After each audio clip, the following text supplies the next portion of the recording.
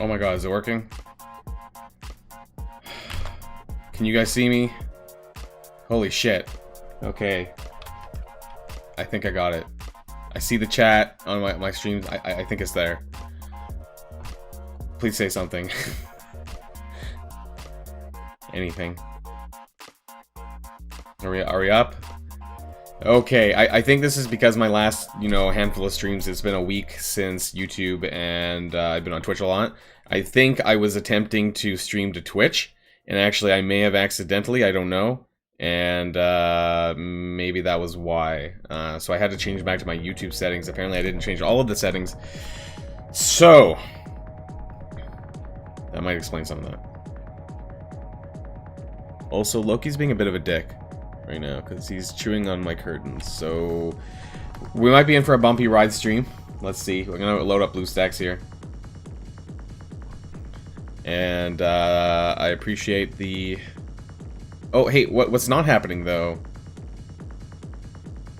is... Oh, there we go. There's my chat. Okay, my other chat wasn't working. Now it's there. Okay, I think... Is it showing up now? Alright, I think... Took some, Alright, we had to fix some shit. So... Yeah, there was... Okay, so I accidentally streamed to Twitch by accident? That's what it appears. Nobody actually said anything, so I didn't see any chat on Twitch.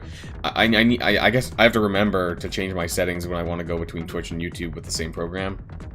And I had to re-put in my, what they call a stream key that you get online, and I had to re-put that, copy and paste that back into my OBS, and I forgot to do that as well. Hey, Loki, can you stop?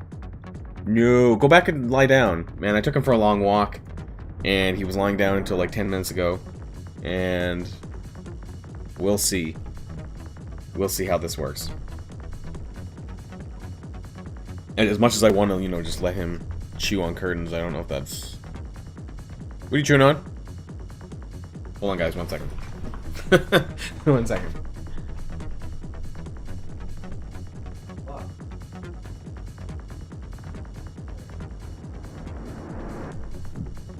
Thought he was chewing on something else. Okay, so... Alright, that was a little bit stressful there. Normally I don't have technical difficulties like that. I was like, man, the game just hates it. The world just hates me today. So, it turns out... Yeah, go back and lie down. There you go. Okay. Yep. I think we're good. So, we're finally back up.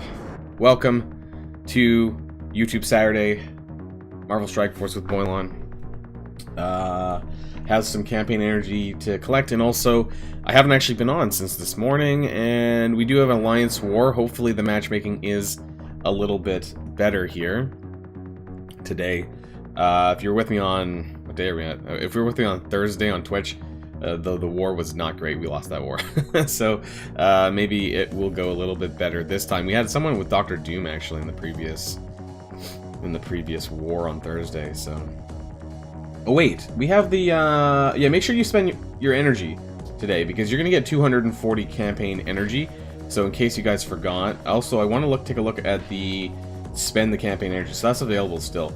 So we can actually go ham here, and, like, do this. Man, I got a lot of energy. Ooh, 850. What am I gonna do with it, man? Okay, so... We always do more 2.5.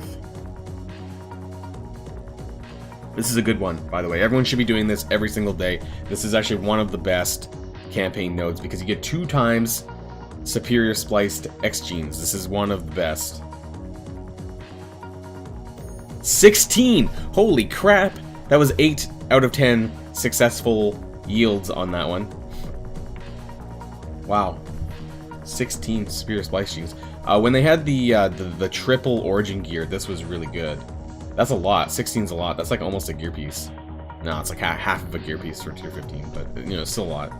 And then you get the purple cytoplasms and things like that. That was really good. That's some good luck. We do need to do... Did we do the stature node? I have to do that as well. Oh no, I did do that. What am I going to spend my energy on?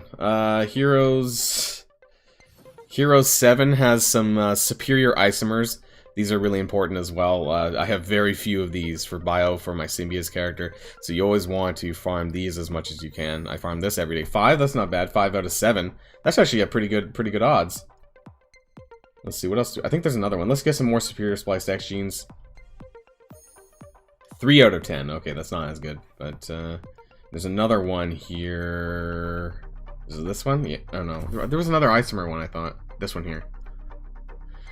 Hey, is this real Cerebro? Or, wow. Can never be so sure.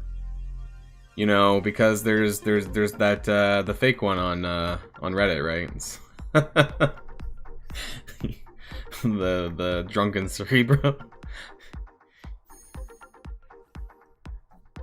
But I appreciate it nonetheless. It's kind of funny. Thank you. Unless it is real. Where else do I need to spend my energy? Come on, okay, bio. Nope, anti-venom's maxed. So on the agenda today, we do have, of course, Alliance War, Dark Dimension 4 City, some raid stuff, and this is also the first time I've tested my Stream Elements bot for YouTube. So normally I've been on Twitch a lot lately. The last week I've probably been up at least 3 times on Twitch, so I need to... Can we get in? Is there any more nodes for this one? Nexus 8-7. Okay, I missed that one. 2 out of 10. That's not very good. My luck went away. Is there any more of the mutant ones? I always farm as many of these superior spliced... Why can't I click on this? Emma Frost.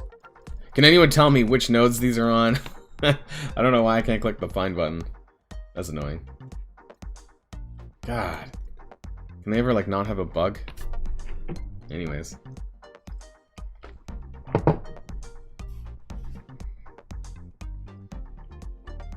I guess we can just do it the old-fashioned way.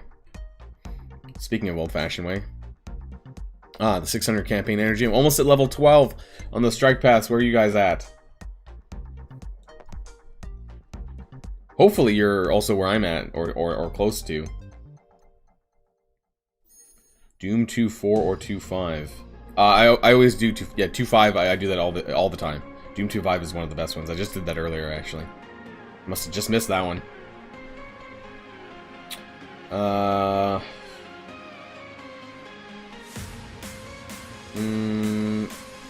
Is this a weird... I think I did hear a 7.5. Am I... Oh no, did I not do 7.5? This is a weird situation to be in. Especially when you have the 240 energy. I actually only have 4 shard farms to do. 4 character shard farms. 7.5. I did 7.5. Oh my god. Nexus 8. Is there anything in here that I could farm? Spiky balls are good, actually, for tech, so I'll do that. I got nothing. My luck is going away. Oh, here's some spliced X genes. There we go. We'll do that. Okay, we'll end there. There we go. Four of those. Okay. So I'm not gonna go through a full round of blitz here. It's not necessary. I'm just gonna do a couple. Am I done? I think I finished the milestone. I'm pretty sure I finished the Dark Matter milestone. So hopefully you guys are going all right on that milestone. I know it's a lot of blitzing. It's crappy, but hey, you know, the rewards are pretty good in there, and hopefully everyone gets to pick up a 5 red Zemo, because realistically that's probably one of the better rewards out there. Honestly, really surprisingly generous from them. I mean, both that Zemo was a raid store character and not a war store character because of how strong he is, and the fact that they're giving away a 5 red, that was kind of surprising. I think I did finish it. Yeah, I did. All milestones complete, with 2 days to spare. Now I don't have to blitz a whole ton. If I don't want to, I can just do like 1 or 2 rotations and I'm done.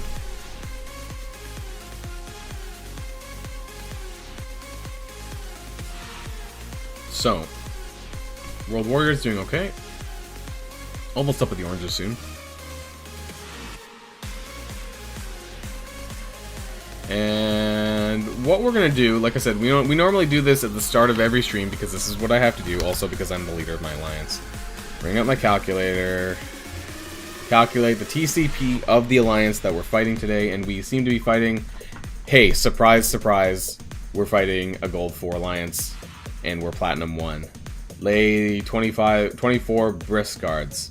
My French is really rusty, so I don't know what a Briscard is, but we never seem to be fighting a Platinum 1 alliance very often. So, you know, the way that I do this, so I know whether or not this is a really bad war or not, is I go through all of the teams. Holy crap, we got a 12.68 million.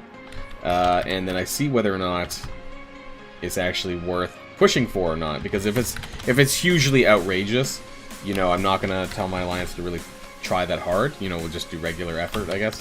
5.58, that's pretty low. I say that's low, but it's just low compared to what we normally fight. 8.7, 10.2, 9.78. So the problem, again, like I said, with facing these Gold 4s is that if you lose so much more trophies when that happens. So, hey Hussein, thanks for joining the live stream. Yeah, I'm doing all right here. We had some troubles here at the start. Some technical difficulties, so my apologies for that. That's because I've been streaming quite a bit on Twitch lately, and I forgot to change my settings a little bit, I guess, or I didn't think it was going to impact that, and so now we're back up and running. Now that I know that that's a thing, you know, I'll be more prepared next time for that. So 7.79. Things are, this is looking a bit high. 4 more left. That one's a bit low, 5.24. 7.38. Almost there. 9.06. This looks pretty high. 220 million TCP. So normally what I do now is, of course, if you don't know how this works, you then click on your symbol on the top left, go to the power leaderboard, click on your strongest alliance tab, and then find me. We are at actually almost 201 million. So this is a 19 million punch up today. So normally I would tell my alliance, hey guys, by the way, this is a 19 million punch up in war today. ... We might be able to win, but take this with a grain of salt. And then after this weekend, I think we're going to be shifting our runes around just in case people are spying on me via live streams. I try not to go into our defense too much on live stream, just so that doesn't happen. So I like the Brickman. Man, I actually YouTubed it, or I Googled it and stuff, and apparently it's a real person from the April Fool's blog. Yeah, they got me. But the fact that it's even a real person, that's surprising. 19 million is about 2 people. Or so, like 2 higher people, so that it's a fair bit of extra TCP. You know, that makes quite a bit of a difference there. And it looks like someone failed here to kill. I'm not gonna clean that up. That's a bit of a waste for me. I'll let someone else do that. I think what we'll start off with. Yeah, apparently it was in some I don't know, some basically old like there was an episode of it, I think, maybe a cartoon, I don't know. Also a comic issue of that, apparently.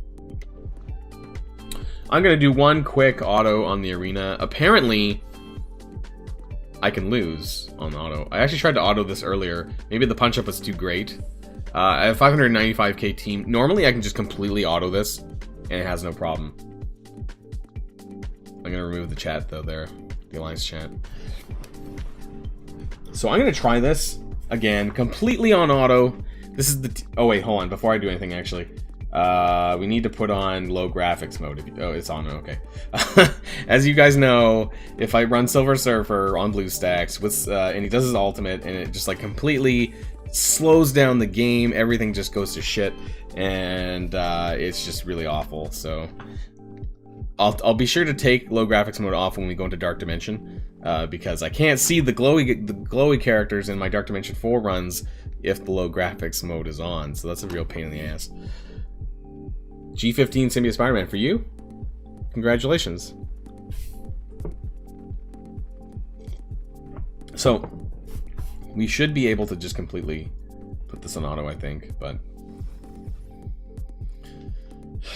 I mean, he's gonna do the flip. It's gonna put the taunt up on Call Obsidian anyways. And even though Invisible Woman's pretty beat up right now, it should be okay, because then Doc Ock will use the regen, and then when she takes her turn, it should just heal her back up, actually. A lot of minor regens going up. There have been times where I have failed to beat this, but on auto, you know, because I just want... You know how arena matches can be. They can be kind of RNG based, but like the less input on these things that I have to do.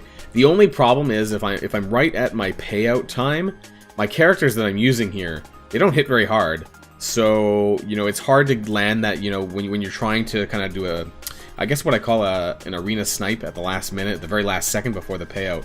This team struggles to do that because they don't do that much damage, so it's very hard for me to get that last shot in. So it's a lot easier with Black Order because they do so much damage. Could get Magneto now with Jen. Level 58 on my free to play. Sorry, I'm not sure I understand the question. Magneto now with Jen?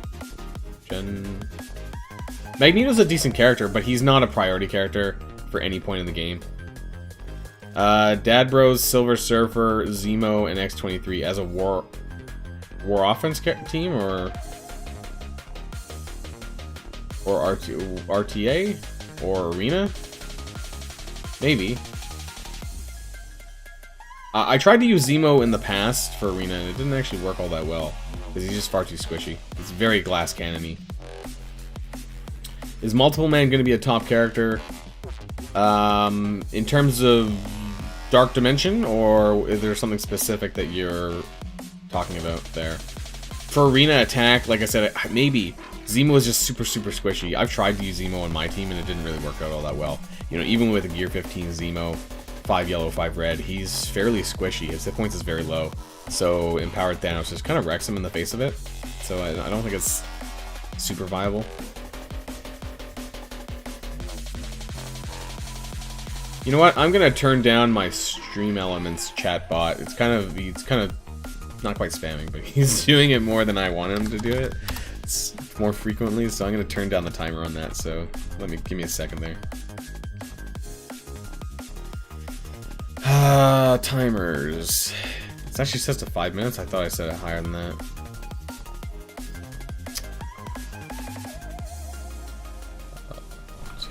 So 10 minutes. And edit this other one to 15 minutes. Okay, here we go. Hey, it looks like we won. I wasn't even looking half the time, but we got it. So that's good. And actually, nobody died there, did they? I don't think.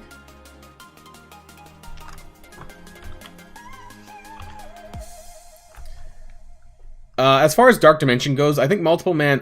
I don't know if you've heard me talk about Multiple Man with regards to Dark Dimension, specifically Dark Dimension 4, but I think he's a potentially good choice to have alongside the symbiotes, especially with Scream, because Multiple Man is going to synergize very well with Scream. Anytime a Multiple Man clone dies, Scream is going to trigger her passive, which gives speed up and healing to the symbiotes, so I think that this is quite good. But you're going to need someone like Anti-Venom to maybe support heal Multiple Man, since he doesn't really have any of that. Did I purchase more Silver Surfer offers? I have not. I may purchase the Strike Pass as a one-time thing to get up to 4-star, but that's probably as far as I'm going to go if it happens. But other than that, I don't think I will. Yeah, I'm actually still running Black Order as a defense, just because there's not really a good other alternative at the moment. I didn't purchase the $20 deals, no, I didn't. But in terms of defense, like I said, let's look at my offense here. So the problem is you can't use this team on the defense because there's no tank. It doesn't stop anyone from going straight for Emma Frost, Sinister, or any of these other characters with a Black Order team, and that's the problem. So I think if you wanted to use this team or co-op this as a defense, you would need to have Red Guardian or something as a spawn taunt in place of Sinister, probably. Something like that I think could happen. But other than that, and like maybe Dr. Doom and Red Guardian, they would have to be there to stop Silver Surfer from getting his ass kicked. So I think that's what I think. X Factor as a raid team with Minerva. You could do. I mean, you could do all sorts of things. It really depends on where your raid teams are right now, though, and whether or not you want to do something like that or not. So that's entirely up to you and what you have currently built. Didn't purchase. Just Zemo's for taking out Doom teams. Yeah, Zemo's really great for his on-spawn passive. So better than Emma Marauders, probably.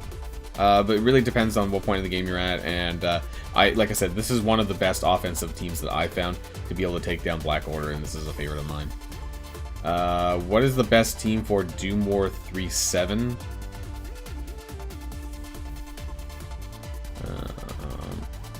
3.7. Oh, this one here. Yeah, Power Armor and Shuri. So I wouldn't even bother using a lot of the other characters. So really, realistically, if you're trying to get through Doom War 3.7 to 3.9, load up your Power Armor. If you don't have Power Armor, you're going to need to probably gear them up some. Take out Iron Man and put in Shuri, and then you're good to go.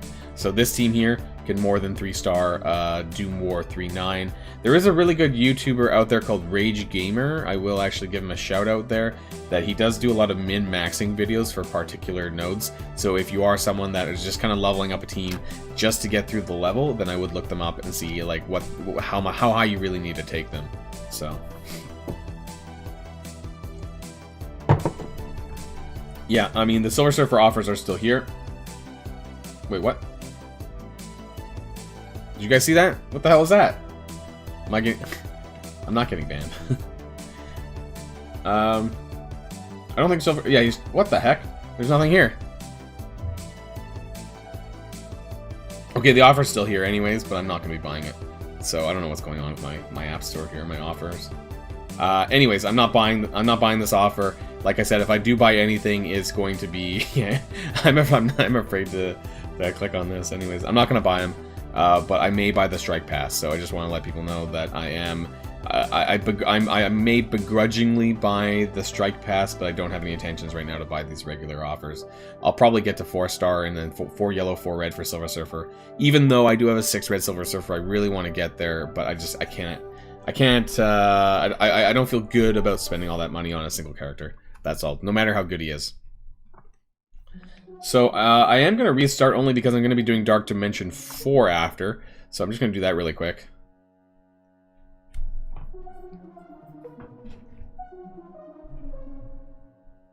No. Should have showed up on my my recent. Oh, you didn't? Did you use the old link? I actually have a new link for. Well, I mean, it worked. This still works, but I have. It didn't show up on my recent donation, so we just got a donation to the channel.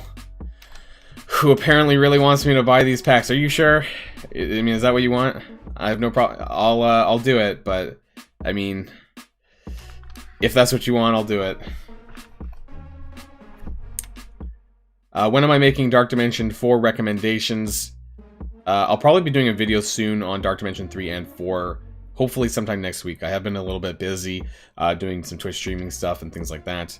So normally it would show up here. If you guys notice in the top right, I have a new section called Recent Donation. And this is largely because I also became affiliate status on Twitch. There is a special link that you can use actually now that goes through my Stream Elements page, and then that'll actually show up here for the latest tipper data. So I have changed this on Twitch. On YouTube, I did change it actually, but it's not in the description, I don't think. So I didn't change that link. I changed some of the links there. So that was really nice. Thank you, Jonathan, for your donation. So I did receive that. I saw that on my phone. Well, I'm still getting problems. What's going on here? You're not logged into an account that can make purchases. I'm confused. Okay, this still didn't fix it, guys. Does anyone... yeah, the description link is my... Like I said, it still works. It's just that I have a new link that kind of goes through Stream Elements, so it shows up on my recent donation list. Anyway, so... Am I just gonna... Okay, this is the first time I've had this. Lost contact with my mailing information. I swear, I haven't done anything bad.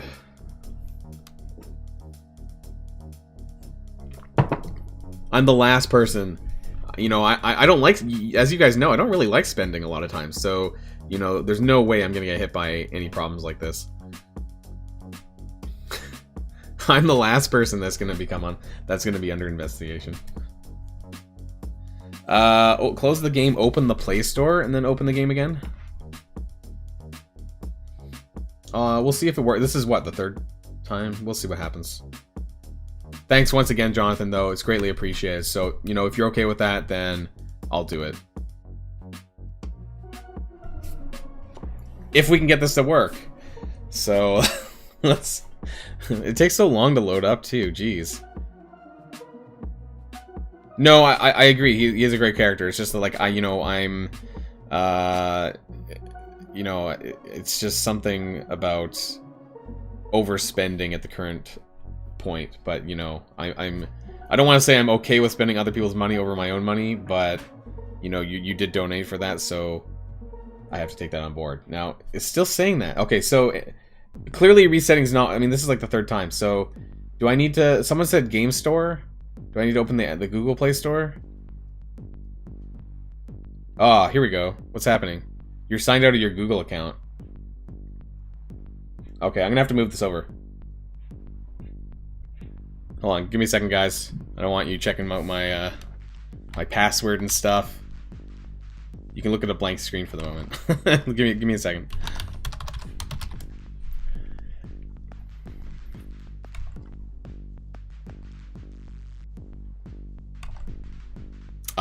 So I was having some technical issues earlier on that kind of, I was trying to... Something to do with my phone and some sign-in problems, so that's what it wants me to do, I think. This wallpaper is from Baldur's Gate 3. It's on early access right now on Steam. This is, I think, a photo of Baldur's Gate. That's the gate there. If you guys are into D&D and stuff, this is, yeah, this is what Baldur's Gate 3 is supposed to look like in... Sorry, Baldur's Gate is supposed to look like in Baldur's Gate 3. If you guys are... I don't know if any of you are playing it on stream, on Steam. It's a fun game, though. And I can't wait for the full version. Okay, so that should work. Let me see. There we go. Okay, so I think I'm back in now. Just had to do something on my phone. Also trying to keep an eye on Thou Who Shalt Be Named, because he's kind of moving around. So let's try this again. Let's see if this will work now. I think it's because it didn't have my data for... I don't know, some screw-ups there.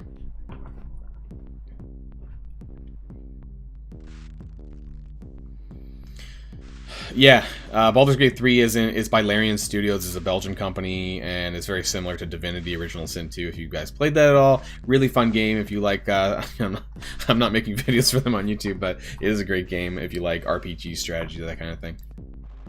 Because it's turn-based. It's like a turn-based strategy RPG, I guess you could say.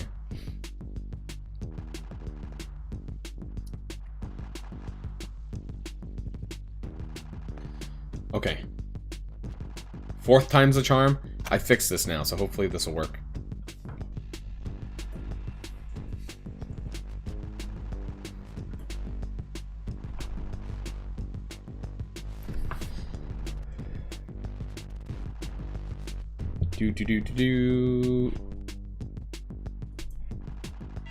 Okay, let's try this again. Does it work now? Oh, it's there. Okay, so this should be fine. There we go.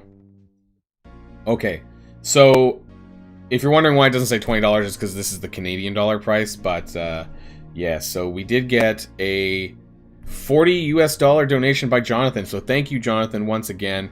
$40 US should more or less cover this offer here. I don't pay taxes actually on this, which is great on BlueStacks.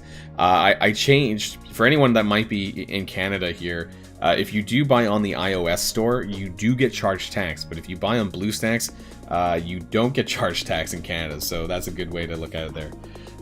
$27.99. Which region are you in? Oh wait, no.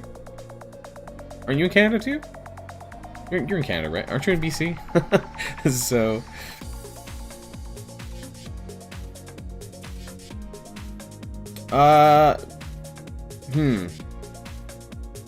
I don't know. I mean, I guess the $40 US would also go towards Multiple Man. I'm...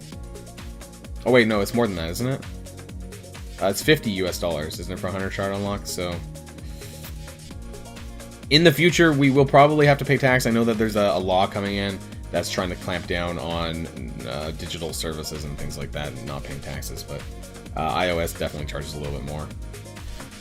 I think we'll go for this. Multiple Man is going to be an event character. To be honest, I don't normally buy event campaign characters anyways because I just core there to get it done a little bit quicker. So I think that we'll go with Silver Surfer. That'll make my arena autoing a little bit easier. And when I do my second run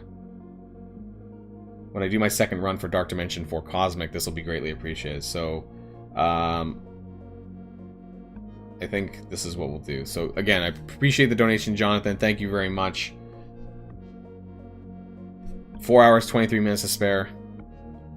I think it makes more sense to go for Silver Surfer.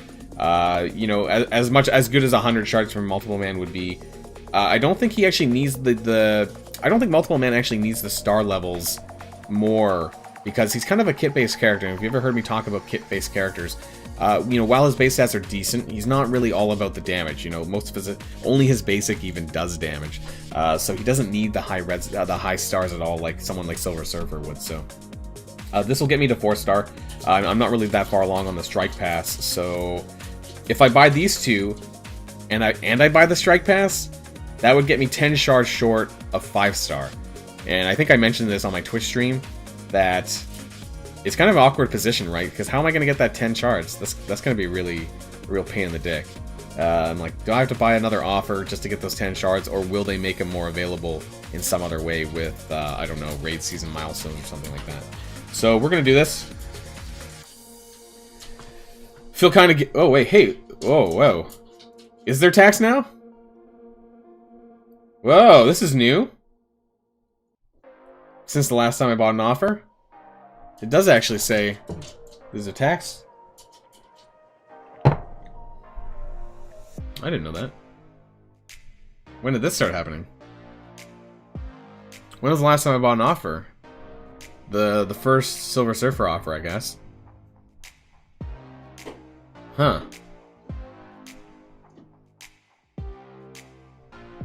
Android Canada. Huh. Well, guess it doesn't matter anymore. Although this tax might be less than what I'm paying on the iOS still.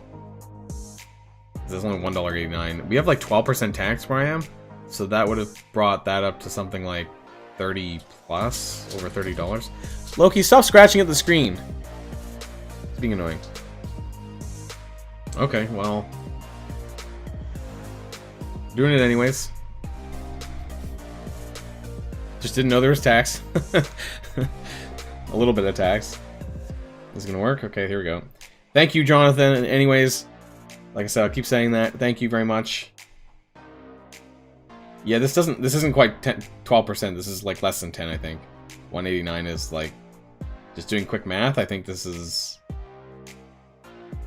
like 6%, maybe?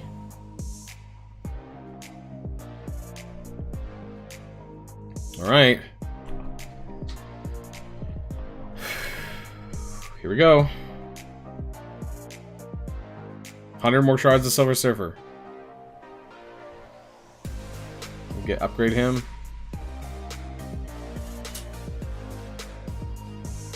Where is he? Over here. This will make my arena easier. Here we go, guys. 107k.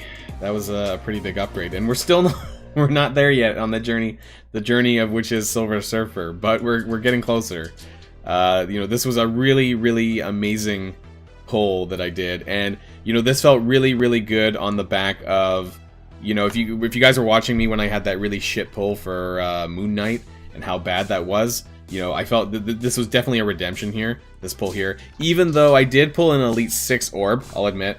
But the fact that Elite 6 orb happened to be Silver Surfer, you know, at only a 15% chance, you know, I could have walked away with some shitty 6 red star minions. So I feel really good that it was someone like a top character in the game. So this feels good. Thank you very much.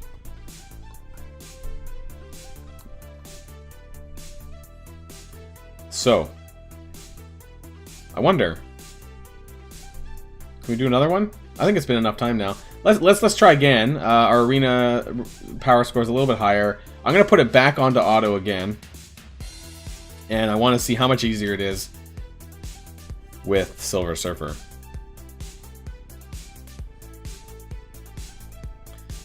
Well, like I said, if I buy the strike pass is actually a little bit better value. But we have to wait till we get there, you know, because the strike pass is going to take almost a month to complete.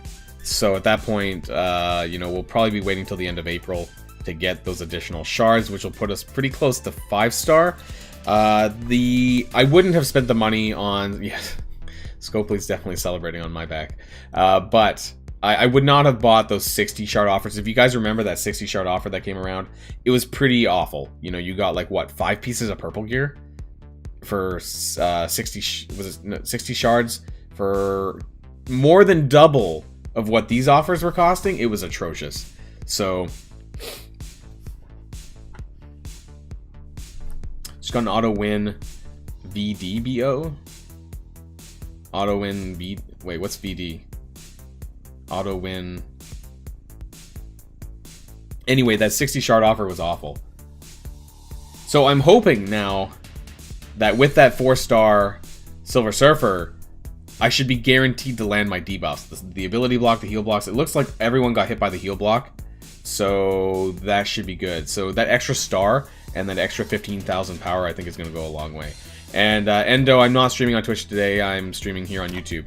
I made a mistake earlier on when I was trying to set up my YouTube stream. I think I accidentally went up onto Twitch. According to what Alex said, I was up on Twitch for a few minutes by accident. So I apologize there if you maybe saw me appear on Twitch, and it was definitely a mistake. I didn't mean for that to happen. So. Cerebro, take a photo of your Lamborghini for me. I would love to see that. Right, so we're still on auto. We're on complete auto, which is like, you know, hands-free auto. I'm not even semi-autoing it. So I just want to see how much easier this is with the new Silver Surfer.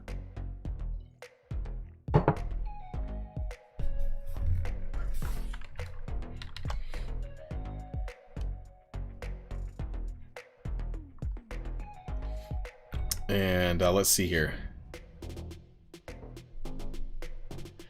By the way, you know, I didn't even get a chance to talk about, you know, all the banning that happened over the last few days. I wonder what you guys feel on that, or how you guys feel about that. With the, from what I understand, it seems like it has to do with APK use. And if you guys don't know what APKs are, that's okay. You know, you don't need to know.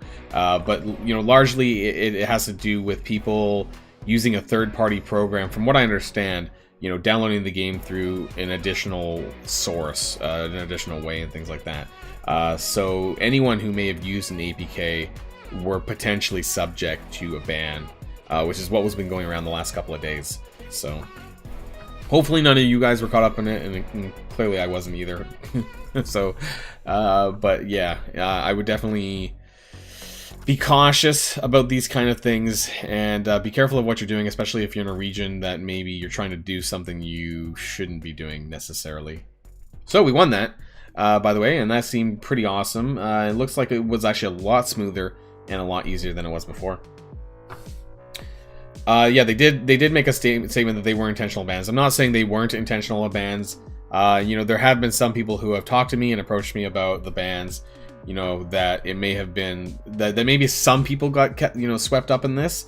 Some innocent people may have been swept up in this, and you know, I'm not going to say, you know, yes or no to that. I don't know. You know, I think that the goodwill between the player base and Scopely is kind of at an all-time low. So I wouldn't be surprised if they fuck something up. You know, because I think that it's just kind of, we expect that now by them, that Scopely just has been doing so poorly on certain aspects that, you know, I wouldn't be surprised if that was the case. That being said, you know, what still hasn't been addressed, and I'll probably make another video about that tonight to release tomorrow, but I think we still need to address the offer exploitation issue. Not specifically just about Silver Surfer, but all of these other offers that people may be abusing. And I've said this before as well. You know, most of these are pretty trashy offers, but let's say, let's take, I don't know, any offer here that's on the offer window. You know, you could repeat multiple times. So, by the way, most of these are pretty shit, but I can swear on here as long as it's not excessive, over the top, and not at the start of the video. So as long as that's not the case. But say, let's take this for example. You know, I think this is a terrible deal for $67 Canadian, but you know, it says 2 purchases left, right? So in case you're unaware about what the offer exploitation means, it means that you could purchase this infinitely, an infinite amount of times. So what that means is that you could buy this 5, 10 times if you want, by going through a methodology that allows you to kind of exploit the purchases left portion. So what I don't like about it though is that, not these offers in particular, but there are some other offers. Can't really find any good ones right now, but you know, those offers exist. So those ones that could be abused multiple times. If you guys remember, there was an offer for 100 shards of Baron Zemo, Mr. Sinister, and someone else, if you guys can refresh my memory on that one, but that had a one-time offer purchase. Now, those offers could have been bought more than once, could have bought 5 times, 10 times, whatever. And so that is something that really needs to be taken a look at, because there are people who are getting what I would call a cheap advantage over other people who do spend money. You know, people are getting more value out of their offers than other people who spend, and that's not okay. So, you know, the regular people who are buying the regular offers, and then there's the people who are abusing the good offers, you know, 10 plus times. That's just completely unacceptable. And so I'll be doing a wider video on this later, but it is still a problem. And, you know, I really hope that people are on board with this, and that we can all agree that abusing cheap offers infinitely is unacceptable. Because, not to mention, it makes us feel that our money is not worth it as much as everyone else's. So, you know, if we're being the cheap saps buying the regular offers, and then some other guy is buying the good offer but way more than they really should be doing, then it makes us feel that our money is not worth as much. And so that's kind of what I want to get across in that video, but also to you guys here about this. It's just not acceptable. You know, if this happened in any other game, any real game, like non-mobile game, this would have been stamped out. You know, even though they're making money off of this offer exploitation, I feel that they're actually kind of biting themselves in the ass, because they would be making more money if the regular people were having to buy, or sorry, if these other people were having to buy all of the regular offers. So the fact that they're exploiting these cheap offers, to me, seems like even Scopely would be missing out. You know, because some of these offers are actually like a third, a quarter of the price of the regular offers. That's why you can only buy them one time, or they're a special deal offer, or whatever it is. So if people are buying those offers more than the regular offers, then Scopely is actually losing money at the end of the day. So now is my obligatory drink of water, of which I'm empty, so I might need to get some more soon. Oh, and I also want to say thank you to John Warner, of course. We have a new computer chair on the way. I'm in my chair like a good 2/3 of the day, and this is very uncomfortable in this chair here. It's not really the best computer chair, so I have a new one on the way coming, thanks to him, and I'm greatly appreciative of that as well. So thanks to everyone here. Of course, not you don't have to be a donator to get my thanks, but they do get special appreciation for that. So, you know, thanks for improving my comfort in my sitting posture, which really needs some work.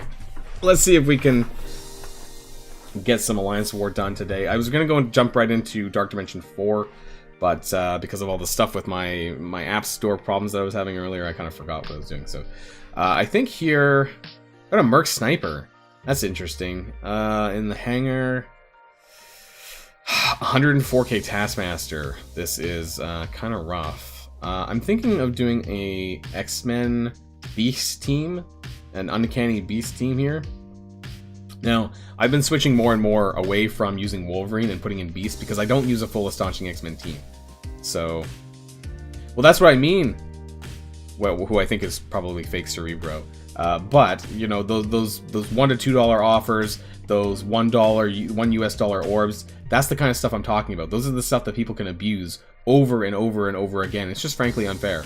So I think that this needs to be addressed more widely by Scopely. Scopely needs to get some goodwill on board from the public, and I think a good way to do that would be to say, hey, okay, you know, we've investigated this, and we've permanently suspended, you know, 400 accounts who have been exploiting offers, something like that. You know, it doesn't have to be too specific, but just kind of like a sweeping statement that they've actually been working on it and that they have actually banned or suspended some accounts related to that would actually go a long way in knowing that they're actually working on fixing this problem.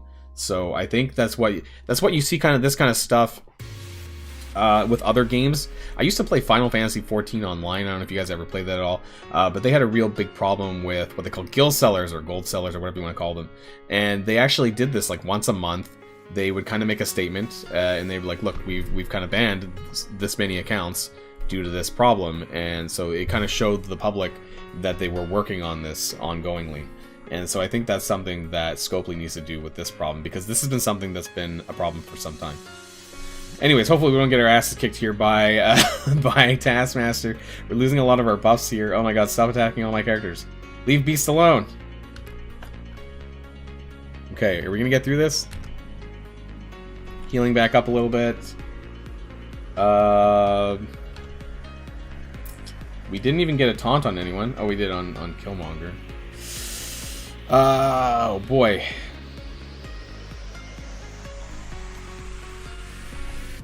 Alright, we blinded him.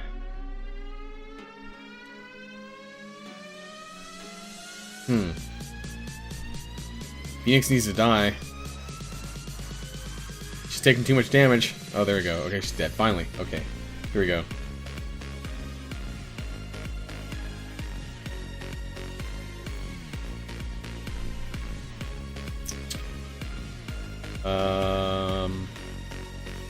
Once... Oh, here we go. Here we go. We're in it to win it, guys. Come on, Cyclops. Ugh, look at that. Look at that, guys. You know, when Cyclops gets his ultimate, it's just like, doesn't even matter. It's like, boom, everyone's dead. If he survives long enough to do it, and that's the problem. You know, sometimes Cyclops doesn't actually... I can put this on auto now, probably. Cyclops sometimes doesn't get around to his ult. And so I think that's the biggest problem with him, because he is kind of glass cannon squishy. But as soon as he gets that ultimate, it's just game over. And this is why I like running Beast as well.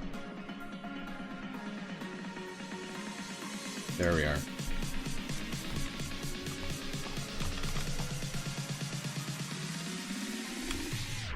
There we go.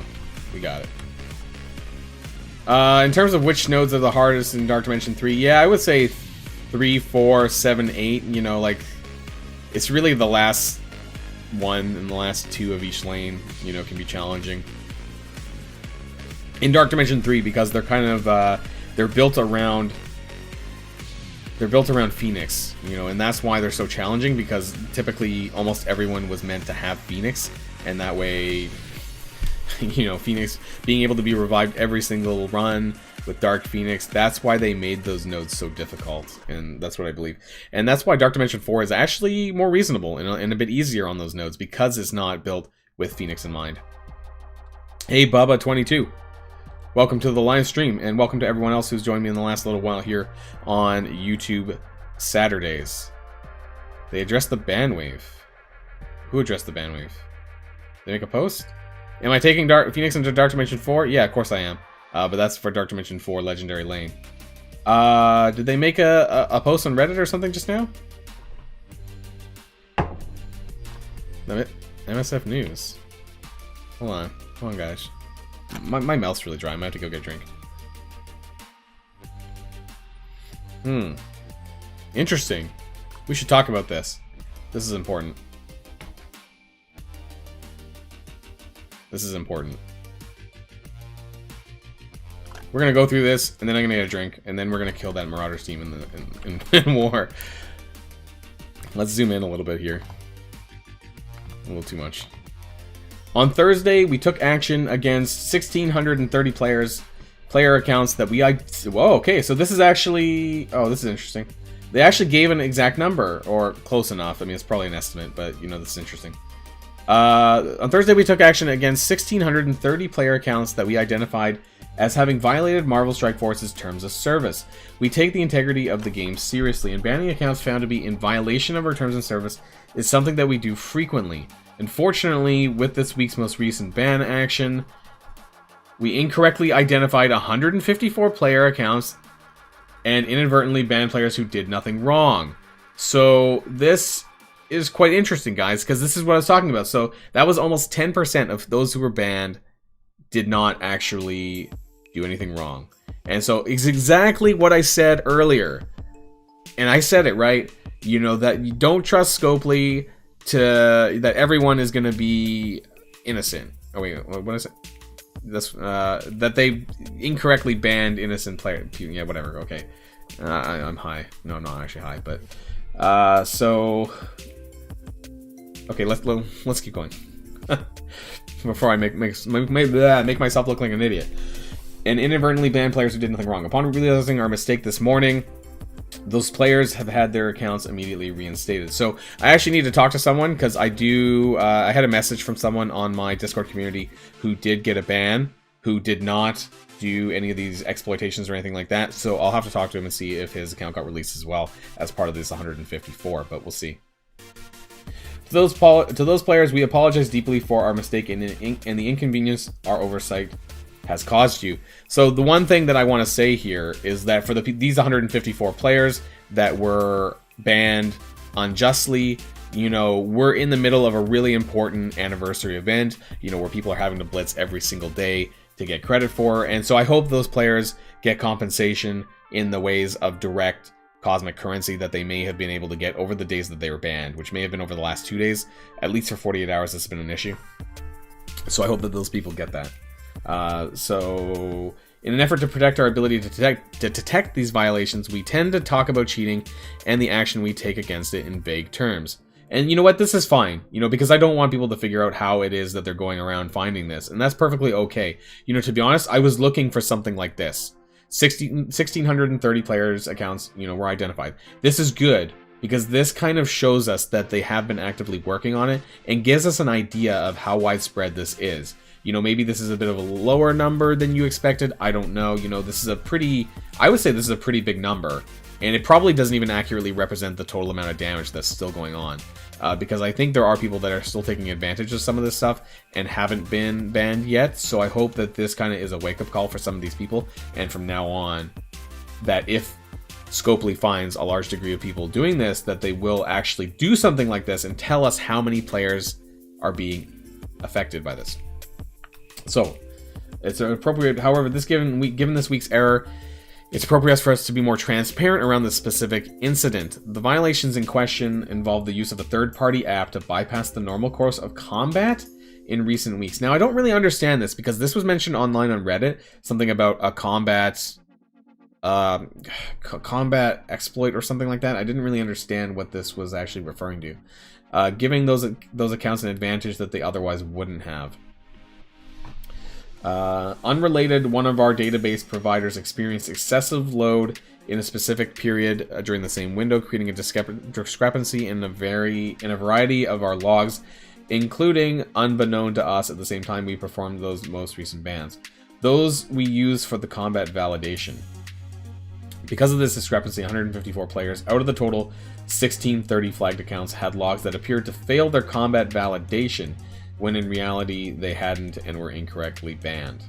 So, in case people are unaware, as far as I'm aware, the third-party app that they're referring to is just a variety of APKs, and if you don't know what, like I said, if you don't know what an APK is, that's perfectly okay, because it doesn't really matter too much for you. But APKs are things that you might use in other regions where the game might not be available, or there might be some other reason why you might use an APK, but typically this allows for you to bypass stuff in the game, and APKs also allow for the potential of exploiting. So when it came to blitzbotting and things like that, a lot of those people were using APKs to actually accomplish that, but that was a thing from then, and this seems to have carried over for some of this as well. But it doesn't, yeah, it does. So it doesn't say that it's being banned specifically for offer exploitations, and it says something like this, like for where did I miss it? The combat. To bypass the normal course of combat. So to me, this actually sounds like blitzbotting, because this is kind of the wording that they would use to explain blitzbotting a little bit. So while this is really great, I don't think it still 100% addresses the issue. Yeah. Actually, I'm glad you brought that up, Jack, because I think that some of this is also to do with things like people exploiting Dark Dimension timed runs, Dark Dimension 1, 2, whatever, timed runs, doing it far more quickly than it was ever possible. That could only be accomplished through things like this. But like Chunky says, this does not explicitly talk about offer exploitation, though, so I don't know if we can just... Well, this is really great, and I'm glad that they brought this up to our attention. This doesn't fully solve some of the other problems. So, blitzspotting is, I would say, less relevant due to auto-simming, because that basically does the job for you. But hey, hypothetically, you could still be running a blitzspotting for an event like the anniversary event and doing it manually, right? You know, because you'd be getting more points. You know, even though you'd be doing it every 2 hours and you'd be doing it manually, but you would still get more currency. You know, this is definitely a start, but I think we need to continue pressuring them to give us more information about how widespread the offer exploitation is. This doesn't directly address this, and I hope that they will maybe come forward and talk about what their, if any of this is relevant to the offer exploitation, or if there's more going on. Because it hasn't been explicit about talking about offer exploitation, I feel like I still need to push for that kind of feedback from them, from Scopely, because it's a very, arguably, more of a problem than supposed combat exploitation. You know, as much as I hate blitzspotting, it pales in comparison to offer exploitation for me. For me, the exploiting of offers is the #1 issue. And I'm willing to die on this hill, and I've said this time and time again. You know, for all those people who are buying 100 of those $1 orbs, well, go fuck you, because, you know, I'm actually spending money on occasion, you know, on legitimate offers, and if people are buying 100 of those $1 orbs that you're only supposed to get once, well, fuck you too, you know, because that's a big problem, because they're getting a value for something at a much cheaper deal than the regular people are, and that's not okay, and it's completely unacceptable. Anyways, we understand that this is a terrible misstep on our part, and we'll be using this week's incident to make our cheat detection even more robust and mitigate. See, I don't know if cheat detection really, you know, does that mean offer exploitation detection? You know, it is cheating, yes, but like, I just don't think that whatever system they're using or algorithm they're using to detect this is necessarily the same thing or going to work for that. We have since patched our detection system to prevent incorrectly flagged accounts in these situations. We also continue to add more robust data, blah, blah, blah, blah, blah, holistic analysis, and investigate individual examples. In the meantime, we'll be reaching out to incorrectly affected players early next week and making it right with them throughout the course of the following days. Thanks for your loyal and okay, yeah, it doesn't even when we're imperfect. You fucking right you are. That's an understatement of the year. Of the Easter weekend. Yeah, thank you. I do appreciate that they're releasing this on a Saturday over a holiday weekend, at least in North America and a lot of the world, actually, with the Easter weekend. So I appreciate that. But yeah, this was quite interesting. So what do you guys think about this? I'd love to know. Is this enough? Not enough? I think it's a good start. Again, I'm not convinced that the 1,630 players, really this has anything to do with offer exploitation. To me, it sounds like this might be to do with APK use, blitzspotting, that kind of stuff. Because from what I understood from the other content creators and streamers that I heard news about, that it does largely have to do with APK use. So, isn't directly talking about offer exploitation, which is something that I'm still going to continue to push for. But it is a good start. So, normally I don't take a break in the middle of the stream, but my throat's a bit dry. So I'm going to grab a drink of water really quick, guys, and then I will be back to tackle this Marauders team here, probably with my Hydrodian. So give me 30 seconds.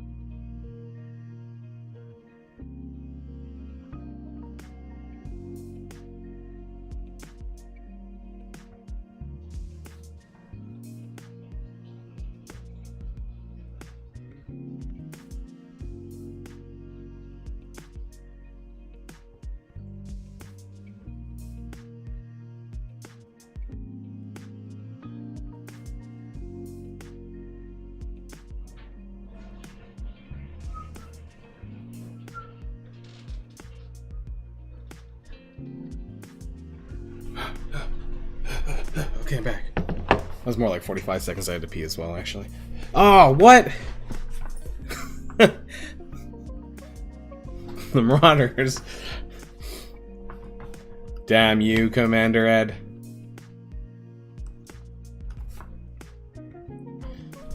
Jesus, like, he must be like on here. He's like, you know what? I'm gonna go screw with Boilon.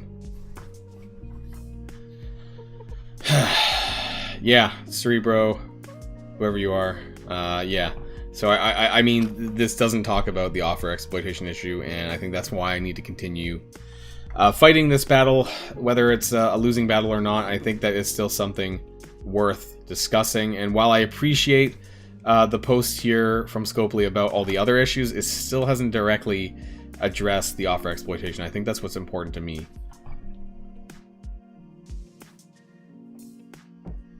Steven, you know, I said a little bit earlier, but I actually think that it's in Scopely's best interest to fix this, because they're actually losing out on money. And I know that's hard to believe because they're still spending their money on said offers. They're actually buying these offers at a greatly reduced price. So even though they're buying, you know, hypothetically an infinite amount of times, they're doing so at an increasingly lower value for Scopely. So, you know, like a $1 orb offer. So that means that they don't have to spend the $25, $40 or whatever on a character offer, because they're being able to do this at a $1 offer price. So they're actually in the end losing out on money, because some of these people might be already willing to buy the other offers anyways. So they're not actually buying, they're not spending as much as they might have normally. So while it seems that they're making money off of it, yeah, they are, but they're not making as much as they would have had people been buying it legitly, or doing the offers legitly. I didn't watch Dutch Rudder's video in full. I watched the first like 6 or 7 minutes, and I think what he has to say is directly on point. And this isn't the reason why I also want to do a video on it, but I think that it's important for the content creators to sort of, we're not of one sound mind to even say that at all is false. But, you know, I think it's great that he's addressing this and he's talking about it, and I think more people need to do that. And that's why I kind of want to throw my kind of voice in there as well, and kind of let people know how I feel about it, but also how I think that it's not enough, and it's just frankly unacceptable that this stuff is allowed to keep going. We got a Black Order. I think this is too weak for my Sinister Six. Oh, why did I do this?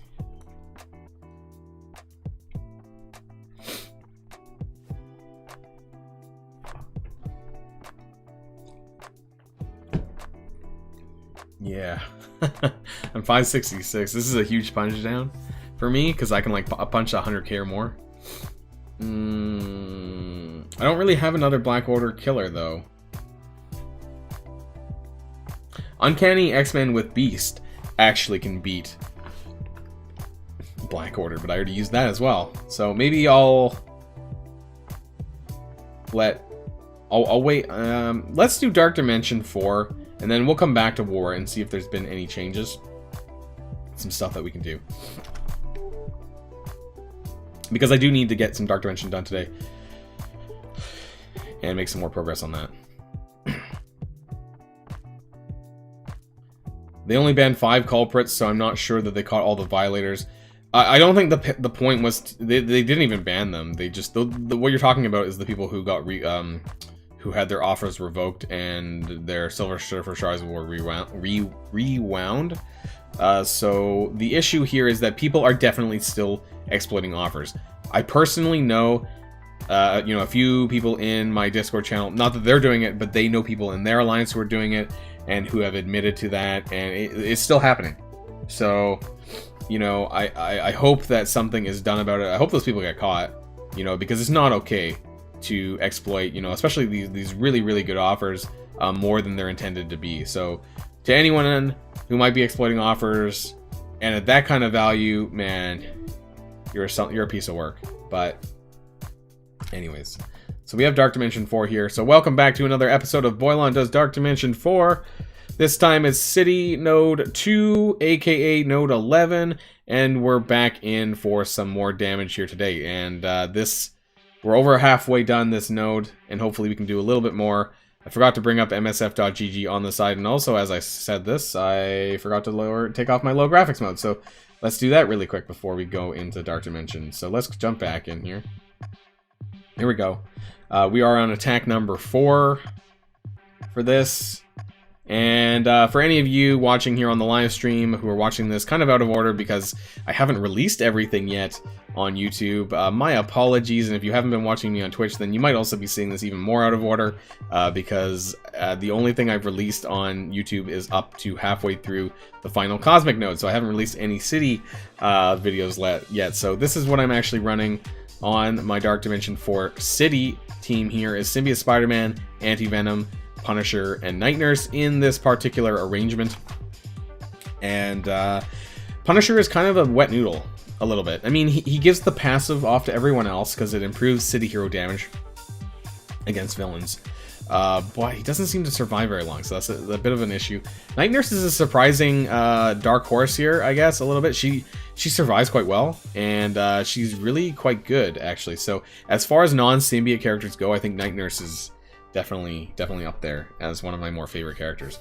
I don't have Scream, no. Scream would be the next symbiote that I would take, though. I don't know whether or not I'll get around to that on my first run or not. It depends on how much I struggle on this. Because I need to save Biogear for Invisible Woman for my legendary lane, so if I do Scream before the legendary lane, that kind of maybe puts back my Biogear a little bit, so we'll have to see how long this takes for us, though. So, we're jumping back in here. And I'm also, oh, that's the wrong one. I'm going to be bringing up my MSF.gg on the side here, just so I can see the wave information in case we get that far, and I need to know that. So, where I last left off, if I'm not mistaken, there's an Ebony Maw in this lane, in this wave, and that's not fun. So we're going to need to get through this Ebony Maw in order to get through this. So that's kind of currently where we're at. Oops. So this is going to be a little bit tough. Spider-Man from this wave... Oh, why is that jumping around? So I think Spider-Man's dead, actually. Ebony Maw from this wave will always perform a special. So this is the biggest problem, is Ebony Maw and his special, because obviously you guys know that gives defense up to everyone and offense down to all of me. And I don't have Doc Ock or anything like that to get immunity. So, we have 6 characters here, and what happens? Oh, we just lead in with a frickin' offense down, so that's not fun. Also, Ebony Maw spawns with death proof and immunity, so I can't even debuff him if I wanted to. Now the problem here is that if anyone dies, the next wave spawns, so I really need to make sure I can get some damage onto Ebony Maw, because I really don't want him to continue to be there for every successive run of this. So I need to make sure that the next person who dies is Ebony Maw. You know, otherwise we're in for a load of trouble. So, unfortunately, though, I don't have any negative stats effects to apply here. Offense down. What does this do? Sorry, I always forget. Opposite 2 round. I don't really have any positive effects, so this really is not going to do much. Counterattack as well. That actually hit pretty hard. Hey, we dodged something. Yeah, look at that. Punisher's just getting wrecked. Getting wrecked. Oh my god, he's dead already. I'm gonna entertain this for the moment, but that spamming of that special is such a pain in the dick. Man. Yeah, I know. Scream is, trust me, I know Scream is really good. We'll see how hard this is for me to do. Trust me, I know that Scream is good. You know, it's the only reason why I don't have it is because of Biogear, right? So I can't even land defense down on Ebony Maw when he's got defense up. This is crazy. There you go, got slow. Okay.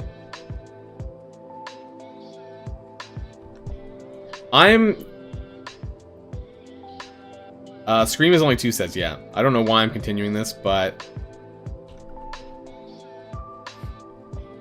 I don't think we're gonna get that far. However,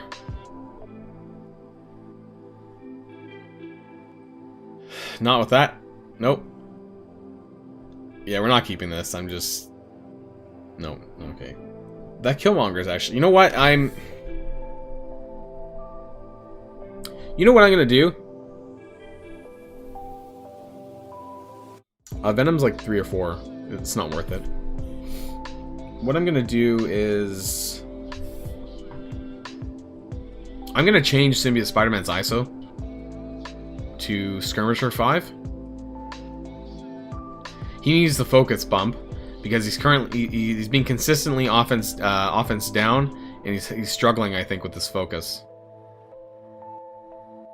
I feel really bad having to spend like 95,000 ISOs on this ions, but for Dark Dimension 4, I think this is really necessary.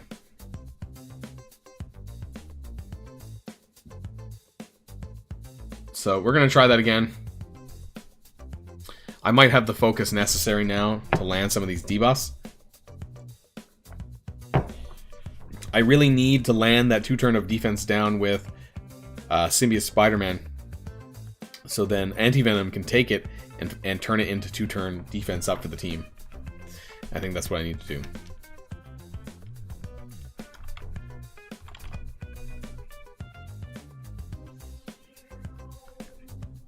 Best Cosmic Team for Dark Dimension 3. If you can, Dad Bros probably. Maybe Thanos, Ebony Maw, Silver Surfer, something like that. So we don't have Spider-Man on here, but Ebony Maw is always going to spam a special. Yep, okay, we know. Can Symbiote Spider-Man dodge that special, by the way? Can he dodge debuffs like that? Maybe I should keep running that until I do.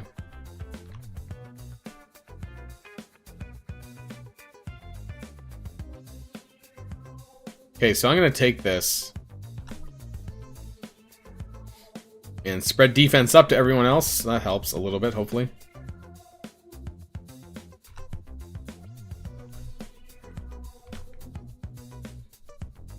Okay. Ow, ow, ow, ow, ow, ow, ow. Punisher. Oh my god, Punisher. Stop. There we go. We land the defense down this time on Ebony Maw, so that's quite helpful, I think.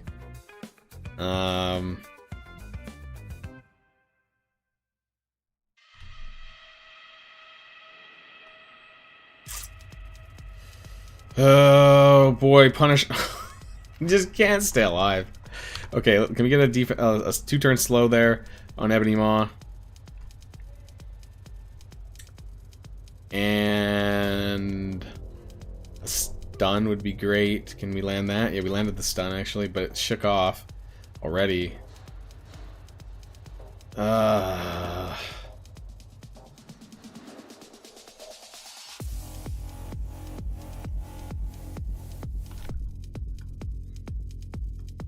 Okay, we're gonna get some more slows.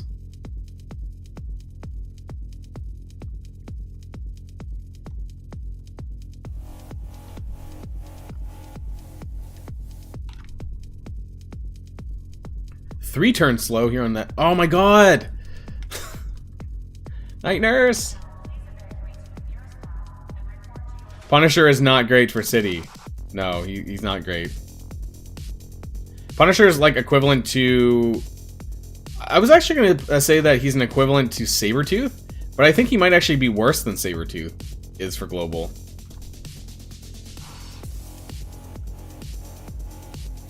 Okay, we're doing some decent damage here on Ebony Maw. So let's keep this up. Can we keep it up? If we can get Ebony Maw down, you know what? I'd be really happy. So we're going to take those debuffs, those buffs. We got Evade. That's good news. But Killmonger's kind of chewing it up a little bit. Ooh. Oof. Ebony Maw. If we can get... Oh, he's so close. Look how close he is. Ebony Maw. Oh, boy. You know what I'm going to do here? I'm going to stun this Killmonger. Ooh. Ebony Maw's down. Okay, now we have the new way. Oh, shit. Shit, shit, shit. We got Rescue. I should have saved that stun for Rescue. Shit. She's going to cleanse a lot of this stuff, probably. Ow, I'm taking a lot of damage. Whoa, boy. Whoa, Nelly. Anti-Venom. Ugh! Ah! I think I'm gonna keep it though. We killed Ebony Maw. I'm pretty happy about that, to be honest. Without Scream, there's just only so much I can do. So it's not going to be as quick as if I had 3 symbiotes. And Scream is really good at adding the extra control, the debuffs, but I'm going to let it go there. We got Ebony Maw. I'm really happy about that, so we can go into this next wave. And unfortunately, I don't think that Rescue blew her ultimate, did she? So I think that's going to be an issue still, but it wasn't bad. Okay, it was only, it really felt like more than 5 million damage, but we got Ebony Maw down, and this is close to the final wave. No, actually, there's another wave after, but it doesn't matter. You know, we're getting closer, so we can work on that. So there we are, another episode of Dark Dimension 4 City. Take-home points. Punisher is trash. Night Nurse, I think, is still pretty decent. And obviously the symbiotes are great, so no contest there.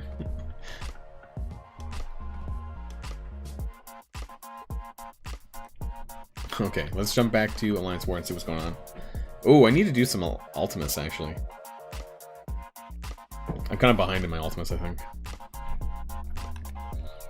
Alright, we got through the med bay. Med bay! And I always check to see who is stronger. Nagomi and Aquabon.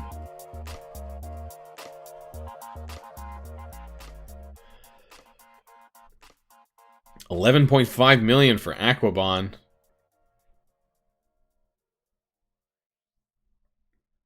And 10.4 for Nagome. Alright. Go on the left then.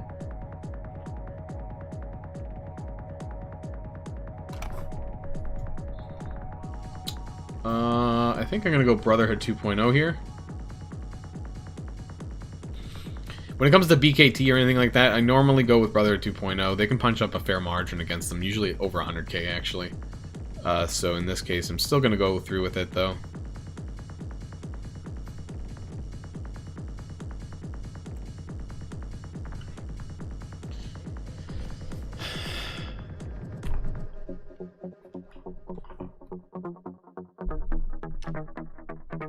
Hope everyone's having an awesome Saturday, by the way. Watched that episode of Falcon and the Winter Soldier yesterday, and I heard, I'm not giving any spoilers to the episode, but there's rumors of this character US Agent coming next patch alongside some of the new Defender updates. But I had no idea who this US Agent person was, and it's actually the character from Falcon and the Winter Soldier. If you've seen it. So, I don't know if that's intentional or not, or what. I don't know why we didn't get any characters for WandaVision.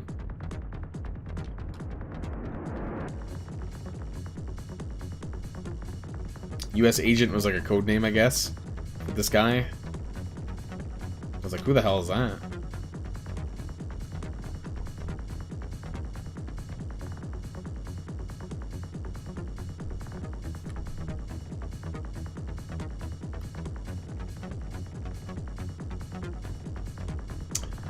Yeah, I mean, in the last, I'm not gonna spoil it too much, but Zemo does show up in the show, in case you guys didn't know. But he does have the mask, but he doesn't have a sword. I mean, it's the same guy from the Avengers movie. You know, who I thought in the comics Baron Zemo was actually from Germany, but in this he's from Sokovia. Or in the MCU, he's from Sokovia. A Ravager rework. Are you someone sitting on a 6 or 7 red star set of Ravager minions? If that's the case, I feel bad.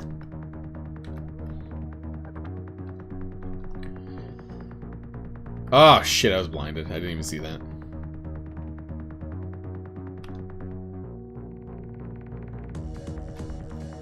Gotta kill this Minerva. Star-Lord. Star-Lord. Death proofs. Death proofs. There we go. Okay, I think we can stick Nasnato. 7 red star Yondu. Yikes. My condolences.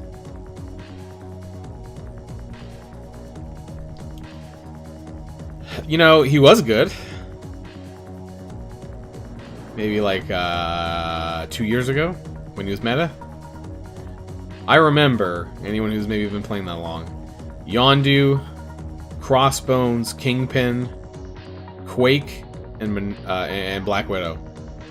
That was like the arena meta of 2 years ago.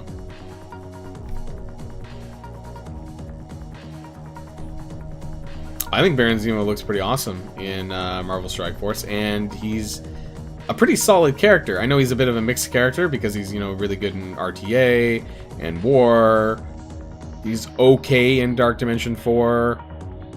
He's a bit of a glass cannon, but, you know, his kit's pretty cool. I like it. Commander Ed, man, always jumping in there to steal some of my thunder. Do one more attack, 1 or 2 more attacks. We're gonna come back after I do a note or two in Ultimus 7.5.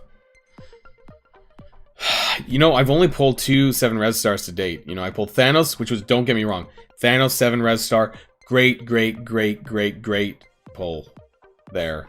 And this was before Black Order. And so when the Black Order patch came around, I was like, holy shit, this patch was meant for me. And it was. And I had Black Order up for a whole year, over a year, and was dominating Arena with them before other people were.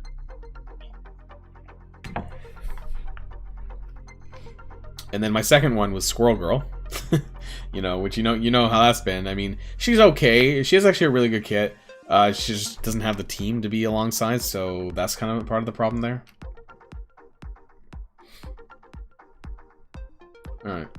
Ultimate 7.5, let's do 2 nodes, and then I'll jump back into more and see if anything has cleared up there.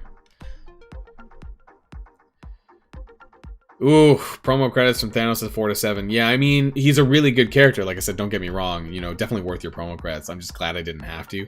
You know, I'm glad that I pulled that 7. You know, it was... And actually, my partner pulled a 7 Thanos. So but my partner pulled a 7 Thanos way later than I did. But the fact that both of us had a 7 red star Thanos from a pull was just absolutely amazing. You pulled 7. Wow. Bishop and Carnage is 7 red star. That's really good, man. That kind of makes up for the others, I think. Bishop, that's really, really good. And Carnage is also really good, too. Really solid. I would never spend promotion credits on Carnage or Bishop to take them to 7, but those are definitely really good pulls regardless. So that kind of makes up for the Yondu, I think. And Yelena, I'm assuming you mean Yelena, because I don't know who Yelania is. Kind of sounds like Melania, but... I'm assuming you meant to say Yelena. Anyways, she... I think will get better in May, because that's supposedly when the rework is for the Skilletary team, and so fingers crossed there.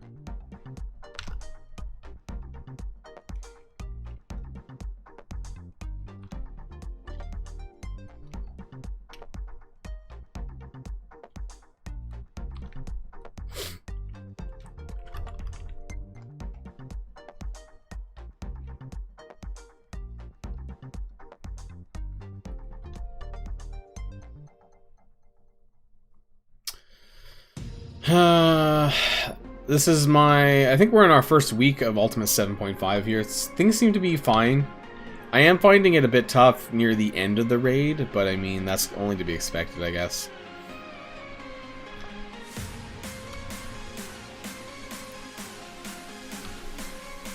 COVID test.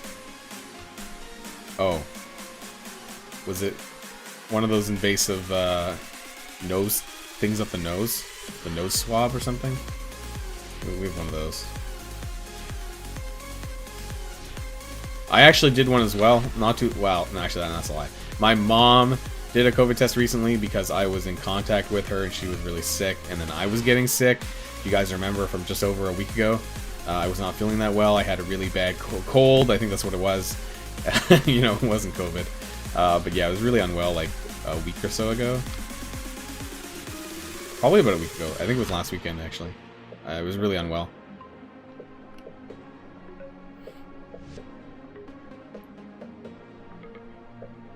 Well, hopefully it's a good result. I mean, a negative result. Good would suggest positive, but it's kind of weird to say it that way. Wait, did this just happen? We failed to kill the boss here? No, my mom didn't have COVID in the end. I think it was just a really bad sinus cold or something like that, and then that's what I got. It's funny because almost everyone in the family got sick with it, which is why we were concerned that it was COVID, but no, I guess we just all suck when it comes to what I call nasally nerd syndrome, because when the springtime hits, you know, my sinuses are really awful, and I really do sound like that nerd down the street, you know, when I was a kid in high school.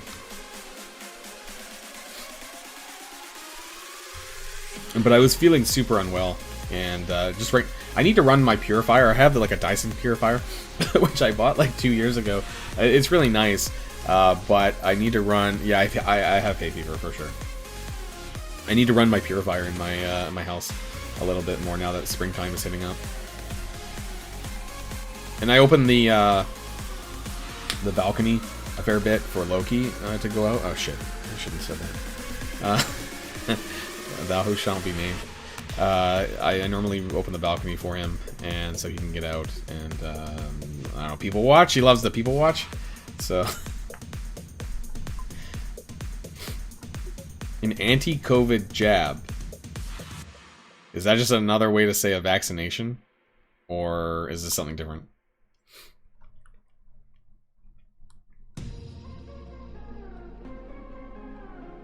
That was a big roundabout way of saying vaccination.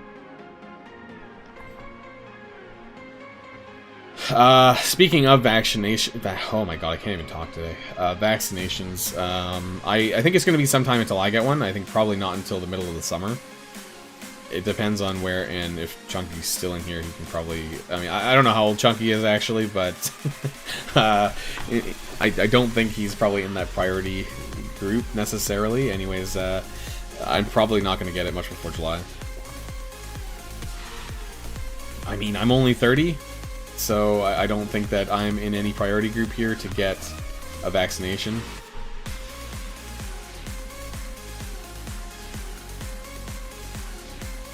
Oh, is there a Pfizer lab in Israel? That's neat. I think that this is something that is kind of being discussed more and more, at least in Canada, is, you know, why do we not have domestic sources of this kind of stuff? You know, why doesn't Canada have labs to produce in-house? And I think a lot of countries are probably starting to ask the same question, you know, who are maybe more reliant on other countries than others, and, you know, have no problems with my American cousins, but, you know, at the end of the day, you know, I don't want to be held to, you know, have to get it from them, you know, so a lot of people are probably starting to ask, you know, well, hey, why can't we do this ourselves?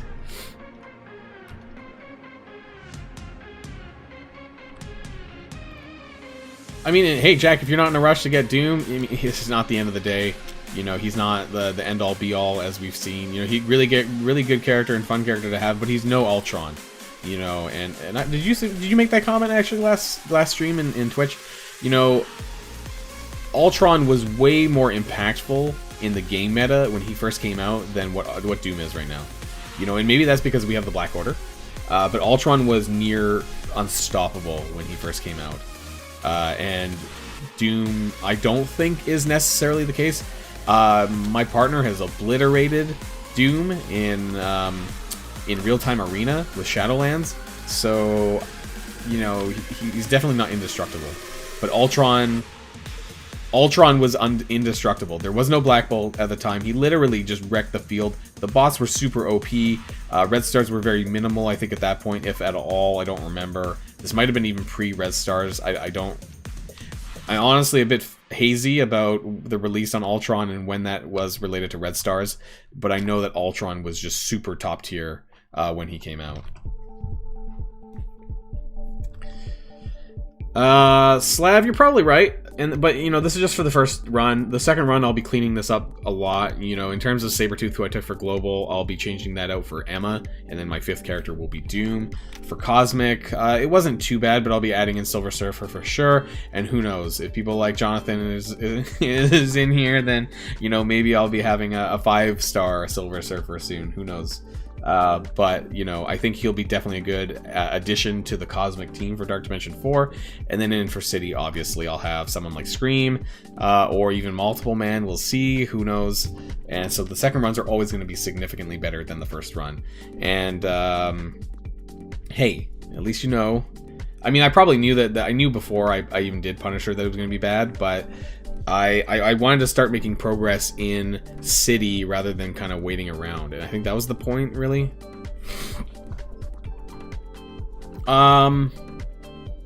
Punisher.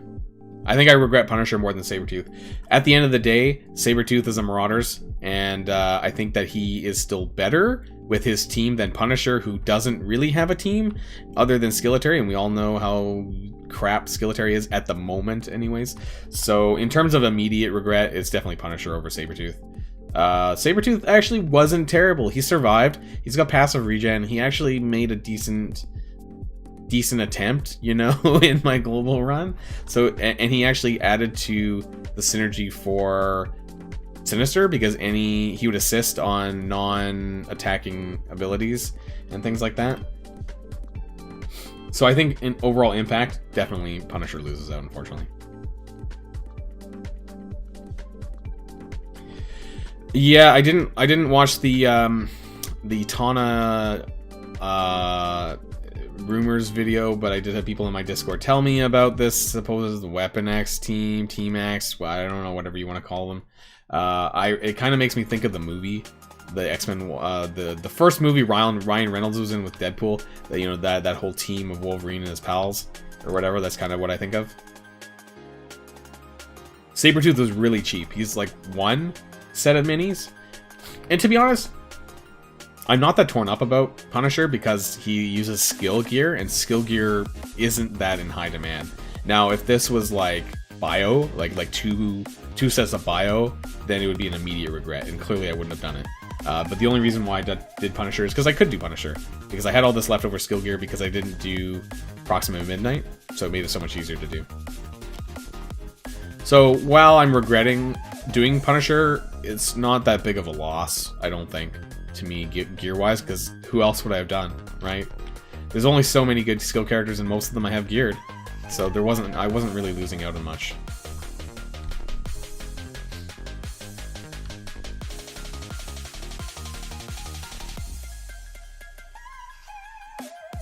Non-trait DD4 done. Oh, so you're on you're on node 4? And you have 4 Cosmic? That means you need to pick it up, man. Start remembering to do your daily Dark Dimension if you're already ready for Cosmic. And it's more rewards for what it's worth. You know, you get an Elite 5 every 3 nodes. So my Proxima is already gear tier 14 though for Doom Raid, so whether or not I need tier 15 is a completely different statement. The stat boost from gear tier 14 to 15 is very minimal compared to 13 to 14, so I don't think I have to do Proxima to 15. You know, it's only going to be a minor increase of stats. I already have level 80 Proxima, gear tier 14, maxed out on ISO, so I think that's more than sufficient for Doom Raid. Silver Surfer to the Elite Store. That's an interesting question. Let's check. To try and answer that question, let's take a look at my spreadsheet. I have a spreadsheet on releases, character releases.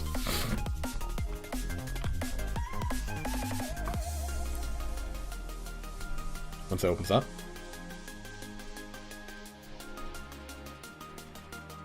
So I have this character tracker. Silver Surfer was released on March the 16th. He's never going to be available in Orbs probably, but the Elite Store. So normally, if you look at some of these other characters, typically there is about a 6-week gap between pre-offer release and the Elite Store. So looking at White Tiger, who was February the 19th here on the pre-offer release, that's 9 days until March, plus this month. So that's about 33 days or so between offer and red star. So if that is true, then we're probably looking at like an April 19th. Actually, look at, yeah, actually like an April 19th, which is a Monday. So we might see him available in the red stars then, unless they decide to hold on to him for whatever reason and don't release him in the red stars because of how overpowered he kind of really is. We'll have to see about that, but a lot of my data seems to suggest that he might be available tentatively around April 19th, but I mean, we'll see. I haven't done any Doom Raid yet, so, but, you know, I take your advice on board, thank you, but I'll try Doom Raid first before I decide to upgrade Proxima to tier 15, because personally, I don't know if it's necessary, but, you know, I'll take your advice on board. I wouldn't be surprised if they held on to Silver Surfer being out in the red stars earlier, or on schedule. I said on the regular schedule, because of how strong he is. They might want to milk, I don't know, they may come out with like an offer, like a here, spend $100 and get a 4 red star Silver Surfer if you didn't before. Would not be surprised in the slightest if they did something like that. Doing Night Nurse next few days for City and Doom Raids. Night Nurse is also, like I said, the Shadowlands team is really, really good. You know, so Night Nurse is getting... Holy shit, my screen just got wrecked really bad there. Night Nurse is really good, not just for Dark Dimension, for Doom Raid, but also for the Shadowland team. Because that Shadowland team is super, super strong. And I realized my Symbiote Spider-Man is still on Skirmisher from, from Dark Dimension. This whole time I was using Skirmisher Symbiote Spider-Man. Oopsie. Night Nurse is great. She's also a lot of fun. I don't know if you were on the live stream with me when I dueled that Sif. That was a lot of fun. That was hilarious. She's really great. And it's funny because she was trash. Oh no, she was good and then went trash because then Minerva came out. And then went back to being a hero again, so...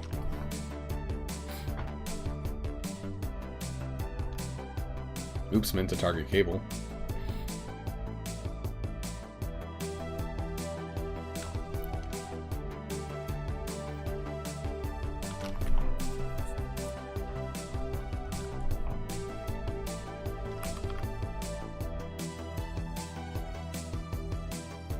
Nope. Let's spread this, I guess.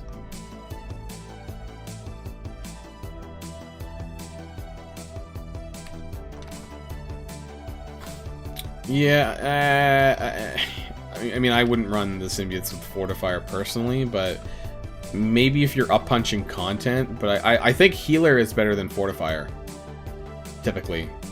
You know, even Healer level 3 or 4 would be better, but... than Fortifier. I'm not a huge fan of Fortifier at an early level, unless you're like Fortifier 5, which obviously is a big ask for most characters. Shadowland is the real deal. It is one of the best. It is actually, I think Shadowland, frankly, is the best war offense team outside of Black Order. Obviously, Shadowland can beat just about everything that's on the market right now. They can even beat Doctor Doom. They can beat Doctor Doom Marauders. They're really, really, really good. So I can't stress that enough, that Shadowland is a very, very strong team. Obviously, you need to invest more heavily into T4s, but, you know, they are the real deal. I see them being good for some time to come. It's crazy because of how much turn bar that you get with White Tiger on spawn. You can just kind of take out a character right out of the gate. And typically that's what you do if you go up against a Doctor Doom, is that you just spam your attacks on Doctor Doom and hope you kill him, and then after that it kind of just falls apart.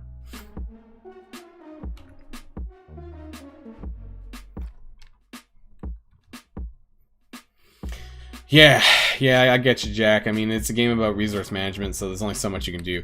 Now that my Silver Surfer is well past the purple and orange gear stage, I am probably going to start to take up... I'm waiting for Moon Knight to hit the stupid Red Star store. I'm sure you guys know, I keep saying this, I'm sure you guys are aware of my awful Moon Knight Red Star pulls, so I need to kind of fix that. So I'm going to be trying to buy a 3 and 4 red star for Moon Knight when possible, when he comes up. And I'm going to start working on Shadowlands slowly there.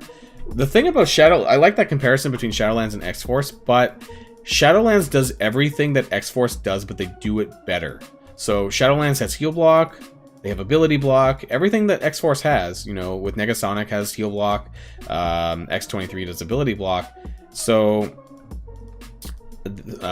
sorry, I meant to say, I'm getting kind of tired.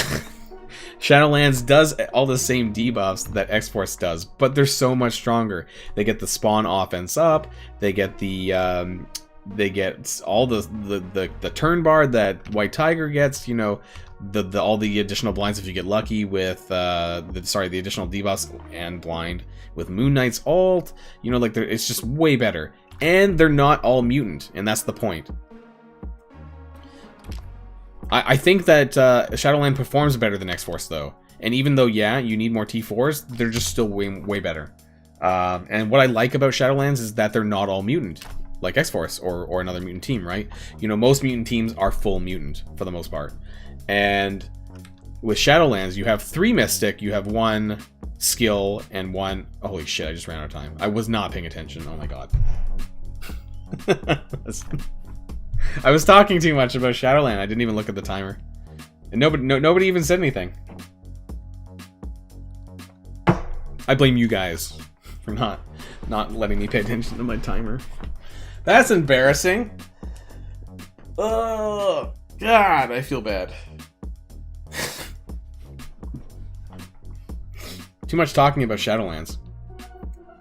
Anyways, what I meant to say is that Shadowlands has 3 Mystics, 1 skill, 1 bio character, so it's a bit more wider in terms of the gear usage. Whereas for teams like X-Force and other mutant teams, you know, or even Power Armor, you know, these purely single gear teams, you know, I like the ones that are a bit more spread out, and that way it makes it a little bit easier to gear them up a little bit quicker if you need to. That pisses me off, man. It's like 1 hit. Hey, we got, alright, level 12 strike pass. 4 orange gear orbs. That's not really a huge deal, but...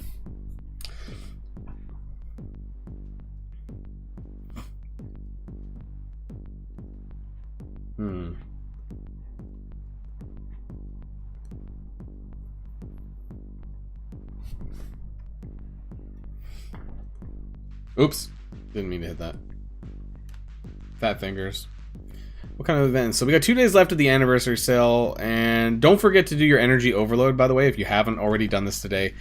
This does go away in 3 hours. Definitely use your cores or whatever you need to do for energy. You're getting 240 energy.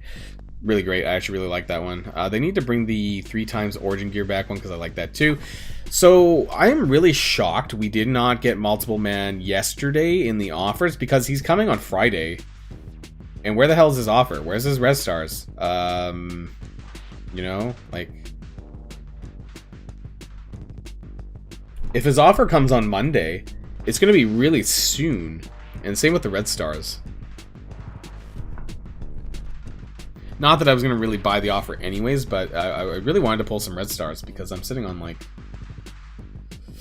66 more after the Orb Assault after tomorrow. So I'll have more red stars to pull then as well. 5 Elite 4s, 2 Elite 5s, almost a 3rd Elite 5. Actually, I have a lot of red star orbs to pull. I'm probably looking for like a 4 for multiple man. I don't really care too much more than that. I do want to save the bulk of my red star orbs probably for Polaris, I think is probably what my plan is. Let's do 1 more arena match to punch back down again. I don't think he's in the chat anymore, but again, once again, thank you to Jonathan anyways, for allowing me to get that 4 red star Silver Surfer now, and let's do another test run with him. I think once you get to about 4 yellow, 4 red with Silver Surfer, you're more than capable of debuffing everyone on the team, including tier 15 Black Order characters. So when I was 3 yellow, 3 red, I would say it was about an 80% chance that I would land my debuffs properly, but now it seems to be pretty close to 100% now with his ultimate. And you know what I just realized? I'm not on low graphics mode, so this is probably going to lag me to shit and possibly crash my game. So hey, thank you, Scopely, for not fixing your bugs when it comes to Silver Surfer, and the fact that you're forcing me into low graphics mode in order to do it, and that's kind of annoying. Anyways, let's find out. Let's see how bad it gets. So we're sticking on auto. Hey, Silver Surfer resisted the flip there. That was nice. So he's got his defense up still. So we landed heal block on everyone, which is great. So that, like I said, that 4 red star probably made a pretty big difference here on landing my abilities more reliably. Everyone's got heal block, ability block on call, so we're in good shape here. You might have seen that we are lagging a little bit more than we might have normally. I think there's a little bit of slowdown going on.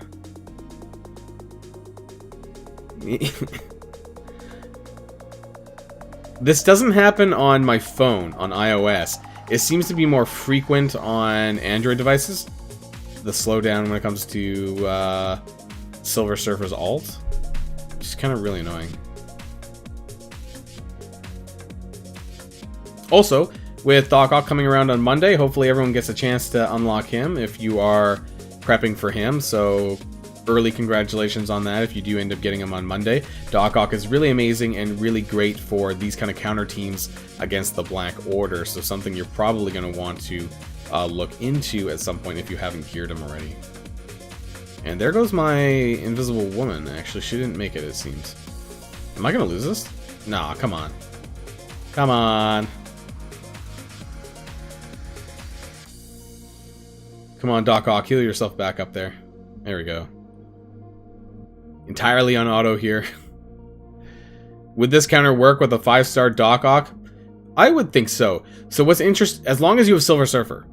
So remember, if you didn't deep dive into Silver Surfer's kit on his passive, he gains 50% focus with a hero cosmic character, but he also gives that 50% focus to everyone else on the team. So even a 5-star Doc Ock is going to get 50% more focus by having Silver Surfer and a hero cosmic character on the team, which is great. So that kind of bumps the focus for everyone on the team, even if their star levels are a little bit lower than you'd like it to be. I would try and get like a 4 or 5 red star on Doc. I love Doc Ock. I think he's really great. So I bought a 6 red star for Doc Ock. I would actually even consider a 7 at some point, but I'm just a huge Doc Ock fan, and I think he's really fun on this team. I also really love the chargeable Sinister 6s as well, so the Sinister 6 team is really good. So it looks like we are going to get this on auto. Invisible Woman bit it a little bit, but other than that, we didn't seem to really need her beyond her first few abilities. Check the leaderboard. You slingshot me? I'll kill you.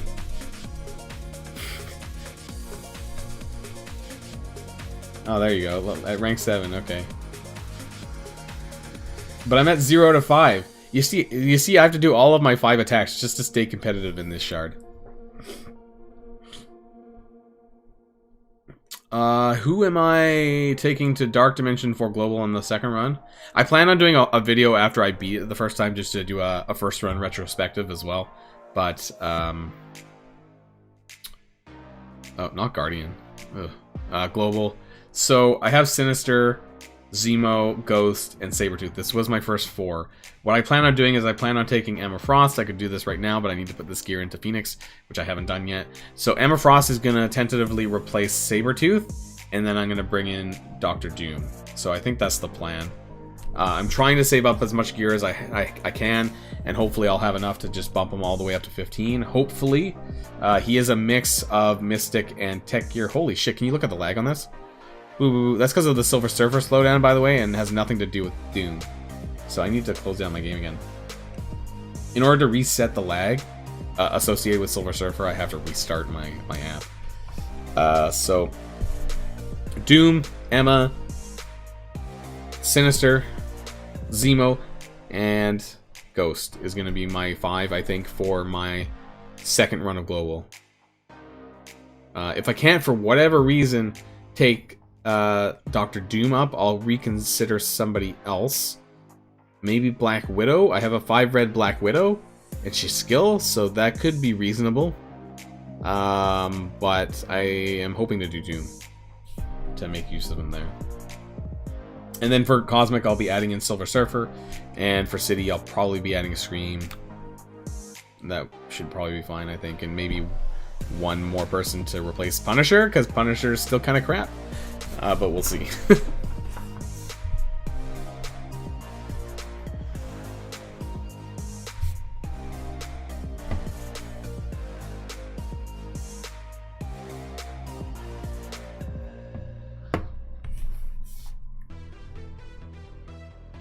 Okay, so hey, we got 100 energy again, but now I don't know what to spend my energy on. Multiple man is someone that I'm deeply keeping an eye on. I don't know if I'll be doing it. I might, you know, depends on my mutant gear situation at the time. I know Wolverthor did multiple man in Dark Dimension 4, even though we don't have any red stars yet for him. But definitely a character you should keep an eye on. I think in the future, for anyone that hasn't been to Dark Dimension 4 yet, I think that, you know, not taking Punisher and maybe taking someone like Multiple Man could be seen as a great alternative to this. Yeah, so Multiple Man uses Ballistic Weave, aka the Band-Aids, aka the same stuff that's used for Emma and Sinister. I got a lot of these Band-Aids. I got 88. So that's good. I think that Moon Knight could actually be a reasonable suggestion for Dark Dimension 4 City as well, if you're pairing them up with Symbiote Spider-Man, because then Symbiote Spider-Man will be able to extend some of these crazy debuffs that you can land with Moon Knight, like a 2-turn blind being extended to a 3-turn blind. I know it's random, but because you can keep quitting out of Dark Dimension 4, you can manipulate the ultimate move and what debuffs are being landed, so that could be really interesting too. How does Wolverthor have him? Well, you see, if you go into the orb store, there is the Super Sleuth orb, and if you spent about 10,000 cores on Super Sleuth orbs, you would probably potentially get him unlocked. It's not a very good chance. These are the event orbs, by the way, so every orb you're going to get anywhere from 2 to 4 multiple man shards at a bare minimum. And then, but your chances of actually getting multiple man shards are not that high.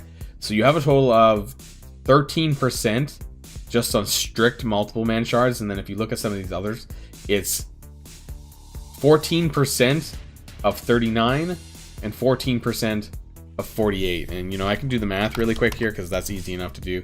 So you do 14%, 0.14 times 0.48, and that gives you a 6.7% chance, and then 0.39 times 0.14 is 5.5 plus 6.72 plus, was this 13%? So there is a 25% chance that any of these orbs will give you some multiple man shards. But realistically, you're going to need to pull a lot of these orbs in order to unlock him, because he's 100 shards. He's not 45 shards like the usual 2-star unlock. He's 100. So you're going to need to open way more of these. And actually, it's been a very long time since we've actually had a 100 shard event character. You know, I'm trying to think. I'm pretty sure we may have had one, but it's been a long time. And, you know, I was thinking, I was like going through my roster, I was like, okay, so, you know, actually the best way to do that is going back to this spreadsheet here, because this is my patch spreadsheet. So, White Tiger was an event, Shatterstar was an event. How many shards is Shatterstar? Is he 45 as well? Stature was an event. Scream was an event. Is Scream 45 shards as well? Swarm was an event. Squirrel Girl was an event.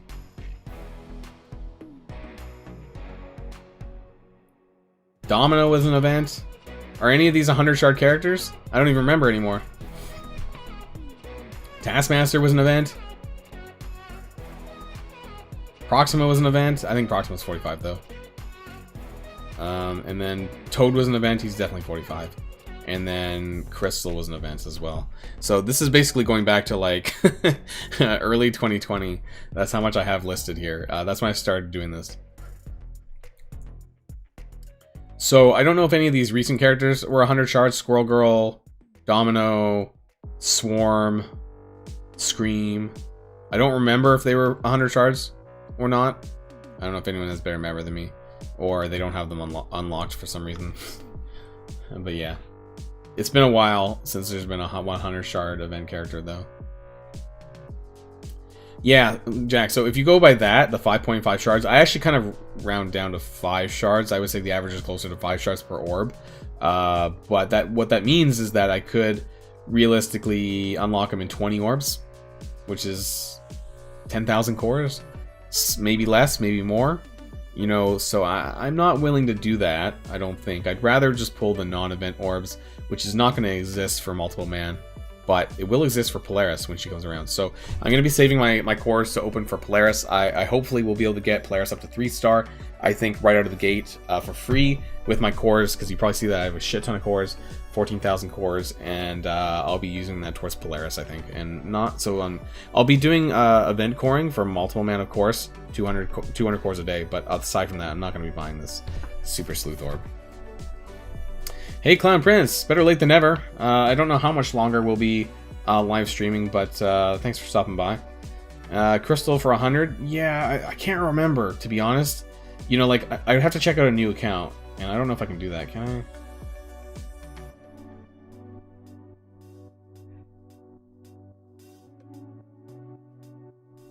I wonder if I can sign it out to like a base account? Do I have a base account on BlueStacks? It's been so long since I've seen the empty roster.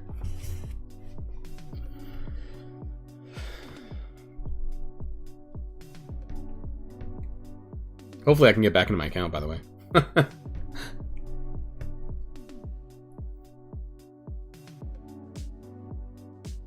I do hope to get at least a 4-star... yeah, probably a 4-star multiple man should be fine. Like I said, he's kind of a kick character, so he's not super important. Here we go. Yeah, this is, I don't know what count this is. Boilon 8-9. Oh god, what is this? Good news, some tutorial shit. Okay, strike pass stuff.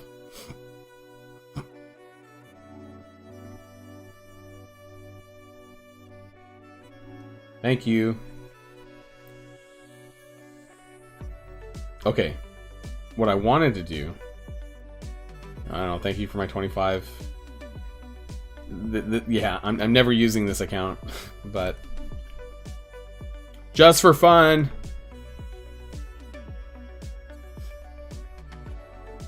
I wanted to look at the roster.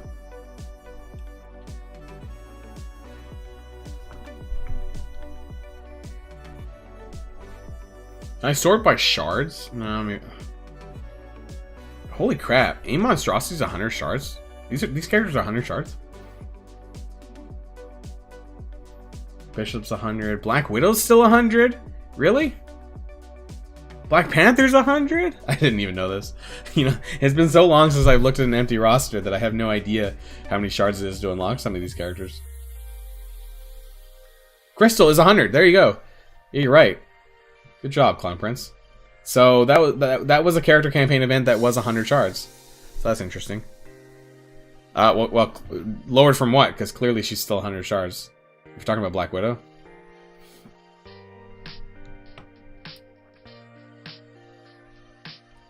Crystal's 100. Any others? Domino's 45. Even Gamora's 100, even though how bad she is.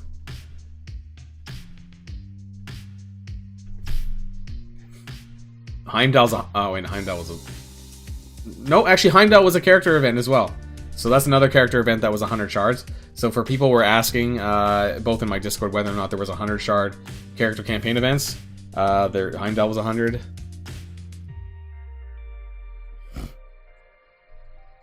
It's been a while.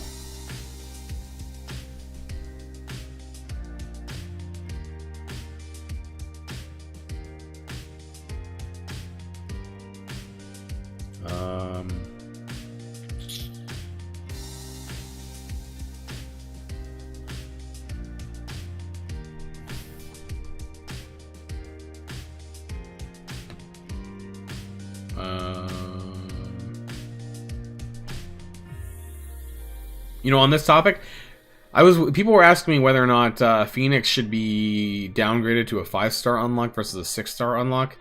And, you know, I kind of wondered about that, you know, because it makes a huge difference. 310 shards for a character for the other characters you need for her event versus 510 for 6-star.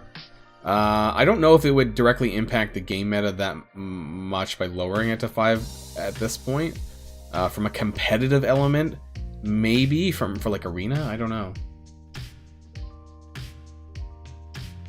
Scream is 45. Okay, I wasn't sure about Scream for some reason. Squirrel Girl also 45. Stratcher 45. These are the Swarm 45. So these are the newer ones more recently. Taskmaster was 45. I actually thought Taskmaster might have been 100. That was some time ago. I couldn't remember. That's probably about it. Toad is 45. White Tiger 45. Okay, so it's been a while. It's been a while since there's been 100 shard unlock characters for the campaign event. Since Crystal and Heimdall, it seems. So it's been almost a year, actually, since then. But hey, now we know. What kind of shitty starting offer? What? No offers? Really? That's weird.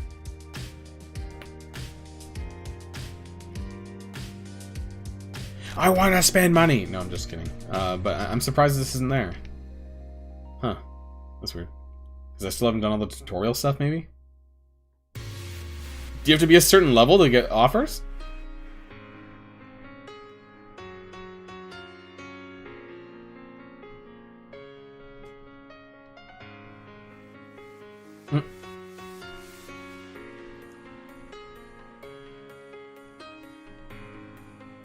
The meta player guide? What content creator is this going to link me to?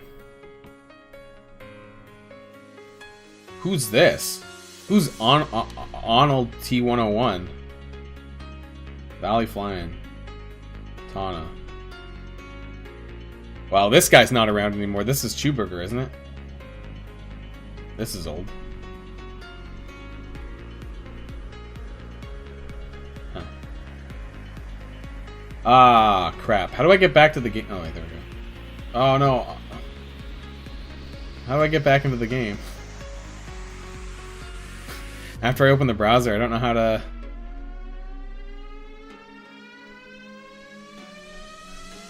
Oh, is there a back button? Oh, there we go. Anyways, back to my account. I don't know why I was just checking. Can I get back in? Oop, I'm gonna have to switch that over so you guys can't see my Facebook account. Nothing to hide here, but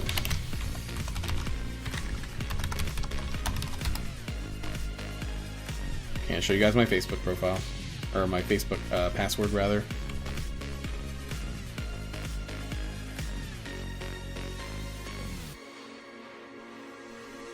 Okay, we can get back now.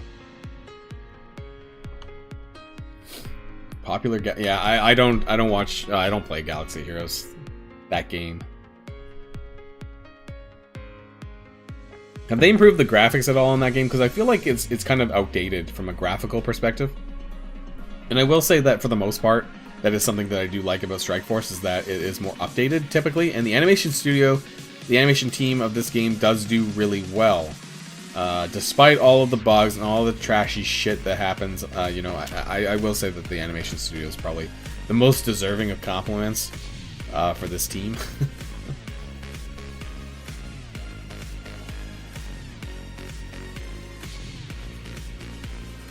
Do they have additional raids? Oh, there we go, got my count back. For Star Wars Galaxy Heroes, do they have more... What kind of different raids do they have there? I know that they have like a mega boss style raid. You know, someone mentioned like a Rancor or some other stuff. Like they have like this sort of big battle, I guess. I don't know, is it a weekly thing or something? All right, we're gonna go back in War. So we're gonna see what's going on in War, and I think we're getting close to lunchtime for me. So we'll probably be slowly winding down the stream over the next 20 minutes, and yeah, I can definitely tell. I start to get a little bit of a headache when I don't eat. Yeah, we definitely need a Mega Boss raid for sure. Like a Galactus? I don't know. Master Mold, the Sentinel. Sentinels I can see being a thing, maybe. Ooh, 700k Wave 1 Avengers. Huh. Tier 15 Black Widow. A Dad Bros Hero Brawler. Hmm.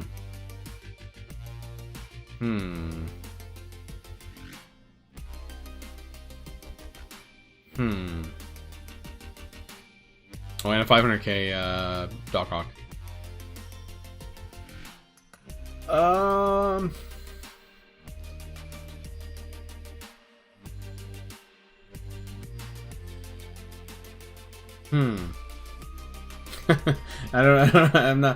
I don't want to underestimate this because there is a Thor variant. It's a Thor variant, and Thor's passive sucks. But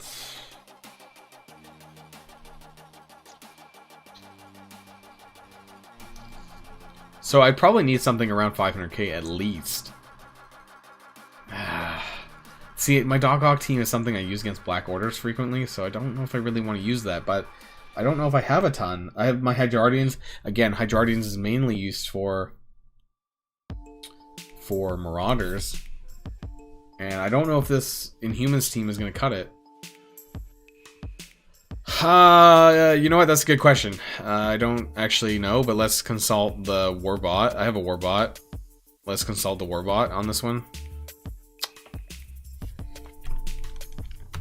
See, what's the counter list for Wave 1 is I think it's just Avengers actually. See Avengers 700. So the Warbot suggests, I'm not gonna open up over here. This is what the Warbot suggests. This is for a 700k regular Wave 1 without Thor. So I would say that Thor probably bumps up the requirement a little bit here. It says that X-Force is actually the best counter for Wave 1. Because of heal blocking, probably? Warbot still works, at least for me. This is the MSF.GG Warbot.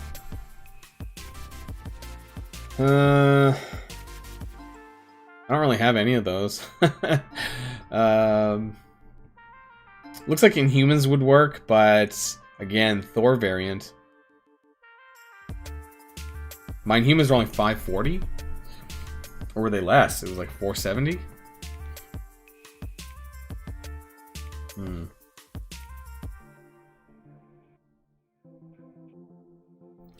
I don't know if Ultron actually makes it. I don't think Ultron actually helps here, because I would think that Thor's passive would probably kick the shit out of my bots, out of my non-red star bots a little bit, and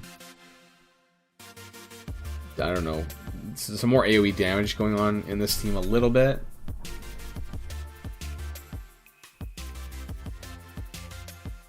Oh, oops. Hey, someone failed against Wave 1 here. Thor variant, what did they try? Well, I don't know what the hell this was supposed to be. A 300k Kree team? Oh, they failed. Oh, okay.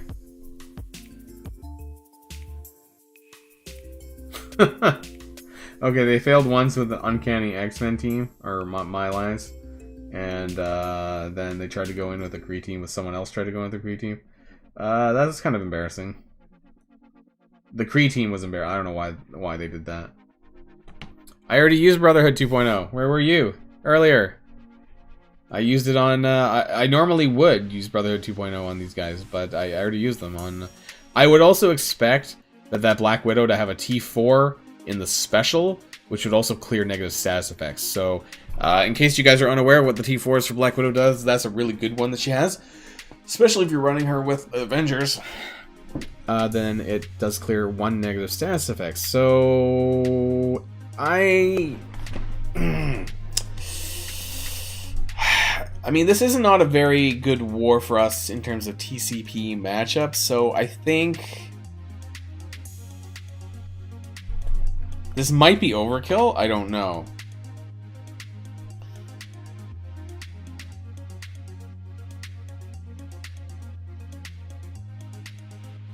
I might try this. It's not even listed as a war counter in the bot window, so I don't know if this will work or not.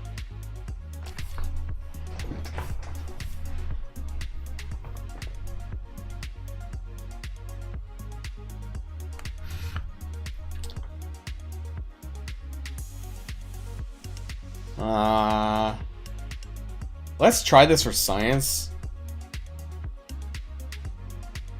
I personally think this is a little bit overkill, but I could be wrong. You know, they could end up just wrecking my face, maybe. They don't heal blocks, so I should be okay, I think. I mean, if I can be Black Order with them, I should be able to beat Wave 1, right? I do have an X-Force team, but nowhere near high enough for this one. I could probably use my X-Force on the other Wave 1 that's tapped. No, I think I have a free X-Force. My Doc Ock is tier 15 now. I actually just bumped that up yesterday. Everyone else is tier 12, though. Everyone else is tier 12, but they are level 80, or close to. Let's find out.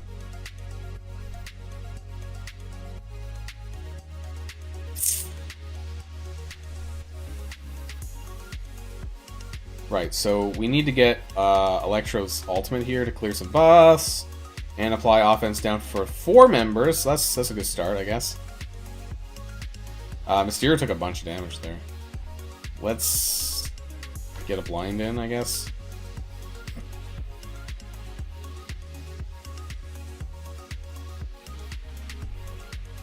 Ah! Swarm. He didn't get his special debuffs in. Huh. Come on, come on. Thor's gonna get his passive off in a second here. But he's offense down, so that's okay. Some taunts. Doesn't really do too much damage there. Get that Black Widow. Oh, you're joking! Oh, wait. Oh, yeah. Oh, thank God. The blind on Doc Ock got cleared there by Rhino.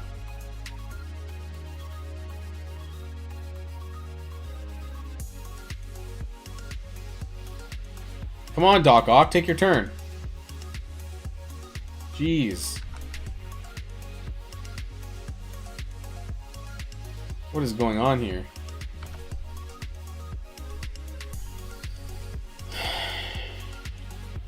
Okay, so Thor's not offense down anymore.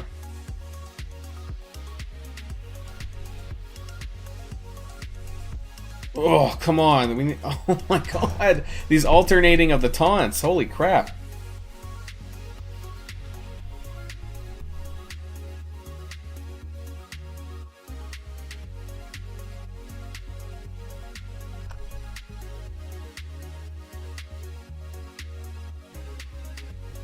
How have I not killed anyone?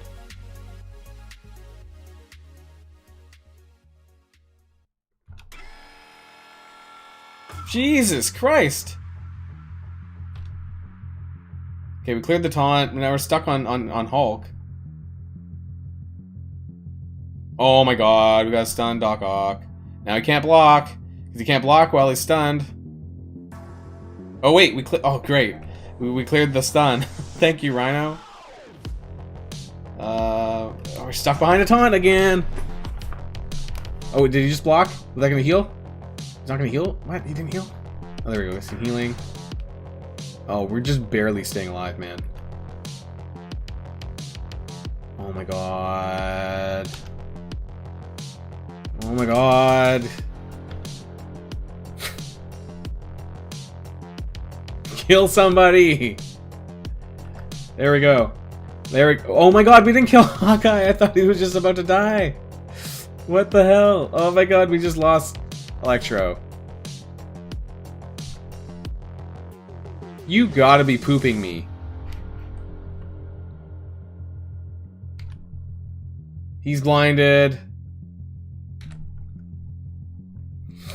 I think we're losing a damage here. Electro's gone. Rhino's gone. Rhino wasn't doing a whole lot anyways, but now...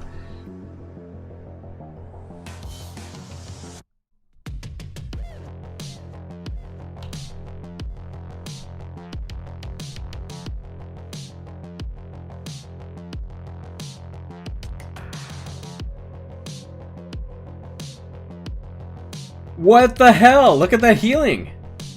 None of them actually heal. They're just like healer ISOing or some shit. Oh my god. What the F?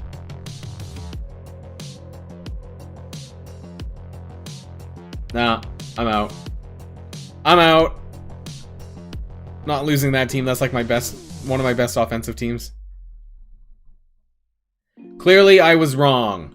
Okay, and whoever else said that I would be fine.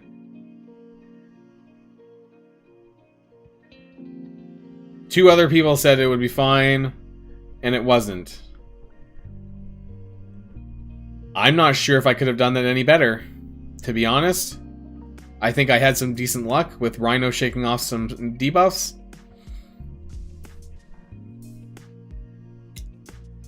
It was a 230k punch-up, so I wasn't entirely convinced this was going to win. Oh, wait, no, sorry, it was only 130k punch-up. Wow. Not 230, it was 130k. Oh, we were just stuck too much behind the taunts, the alternating taunts. I just couldn't get through some of them. Holy crap. Is this the real deal war defense? Beating Doc Ox?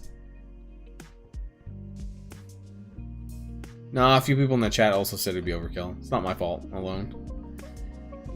We only have a level 4 healer ISO on Hulk and a level 3 healer ISO on Cap. Not that you really need more than that, but... Wow, guys. Wow. And it looks like the other wave one's dead. But anyways. That was disappointing. I'll have to rip that out for my future YouTube videos to just show how wrong I clearly was on War Against Wave 1. You know, sometimes it's not too bad to actually put in videos where I lose on offense, because maybe there's people out there who want to build these characters as defense, and it's a good example to see how a defense would actually work in practice. So, you know what, maybe Wave 1 Avengers for War Defense actually isn't all that bad. So...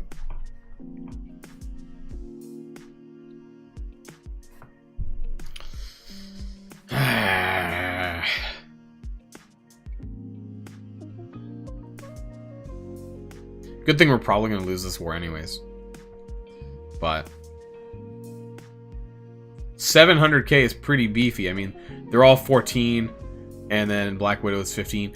Keep in mind, Gear Tier 14 is a huge stat boost. It's like 25% or something like that, just to going from 13 to 14. 14 to 15 isn't as huge. It's kind of like 10% or something. But yeah, wow, this is quite something. Holy shit.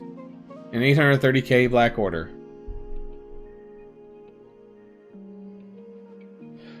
This isn't even a I'm not even fighting a Platinum Alliance, by the way. This is a Gold 4 Alliance.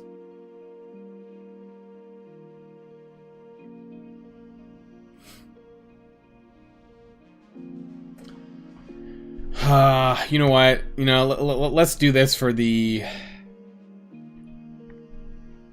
end of the stream here. I'm gonna try this. This might be also a terrible idea. We'll find out. Maybe I'm just crazy. Maybe I'm hungry. You know, my processing, my brain processing is not good because I haven't eaten. But you know what? I'm gonna try this. I'm gonna try this, and if it goes out really well, this is YouTube material.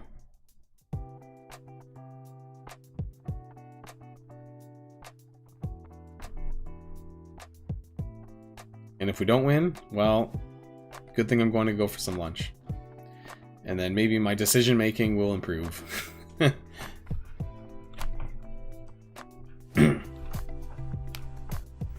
I have punched up quite a big deal, a big amount with my Doc Ock team before. About 150 to 200k. I've won that before. This is probably pushing it. If we can kill a couple members, I might just keep it though. Let's find out.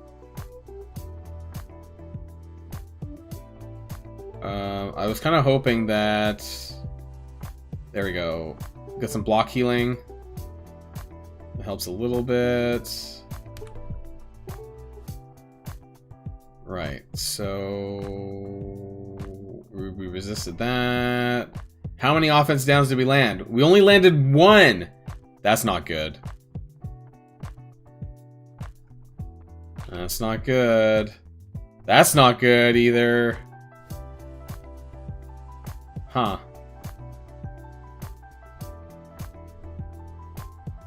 That's a pretty big beefy Thanos. We landed the ability block though.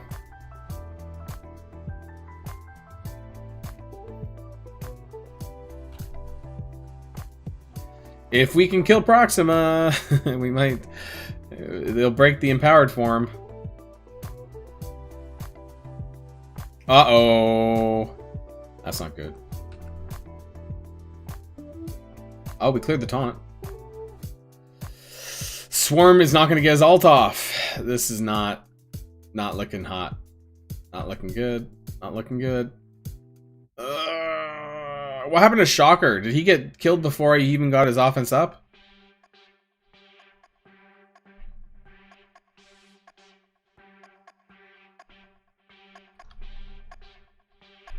Yeah, this was not a good idea. Okay.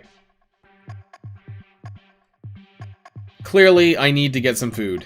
My decision making was pretty poor here.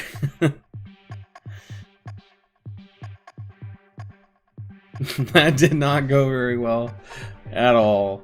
Actually, the Wave 1 attack probably... the Wave 1 Avengers was a little bit better than that, but... That was too much for me to chew on. And with that, I am not going to do another attack at this point, but I don't see this war going very well. You know, because if I've done some pretty bad attacks, that means other people in my lands are probably going to do some bad attacks. Buy that war refill. I have no idea what I'm going to get for lunch this time. I actually don't have very much here. I need to go shopping at some point. The last 2 days I've been ordering in Uber Eats. I can't keep doing that though. So I'm going to have to scrounge around and see what I can find. Anyways, I think we're going to call it a day here on the live stream. So I want to thank you all for coming out on your own Saturday to come hang out with me and watch me do apparently some really terrible war attacks alongside everything else that I did today. And who knows, maybe we'll see some progress on Scopely's front with regards to the offer exploitation that's going on. I'll be working on that video later tonight to probably throw tomorrow, because there's still some stuff that I want to talk about regarding that. And I want to finish watching that Dutch Rudder video, because I think what he has to say is also kind of important to what I want to talk about. And yeah, I'm also going to be probably I'm probably going to be live on Twitch tomorrow. Probably around the same time as today. So in case you guys are unaware of my Twitch account, you can find it on the front of my YouTube channel, but this as well. So that link is for my Twitch account. And I will be live tomorrow at noon Pacific time, around the similar time to what I do here on YouTube. So if you want to catch me more on Twitch, I'll be there and you can come hang out with me. And we finally have affiliate status now on Twitch, which is great.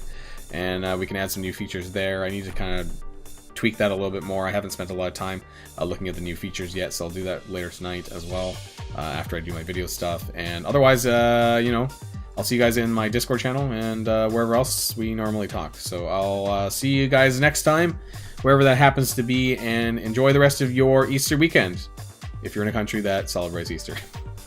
Otherwise, I'll catch you guys next time. So have a great weekend, and I'll see you then.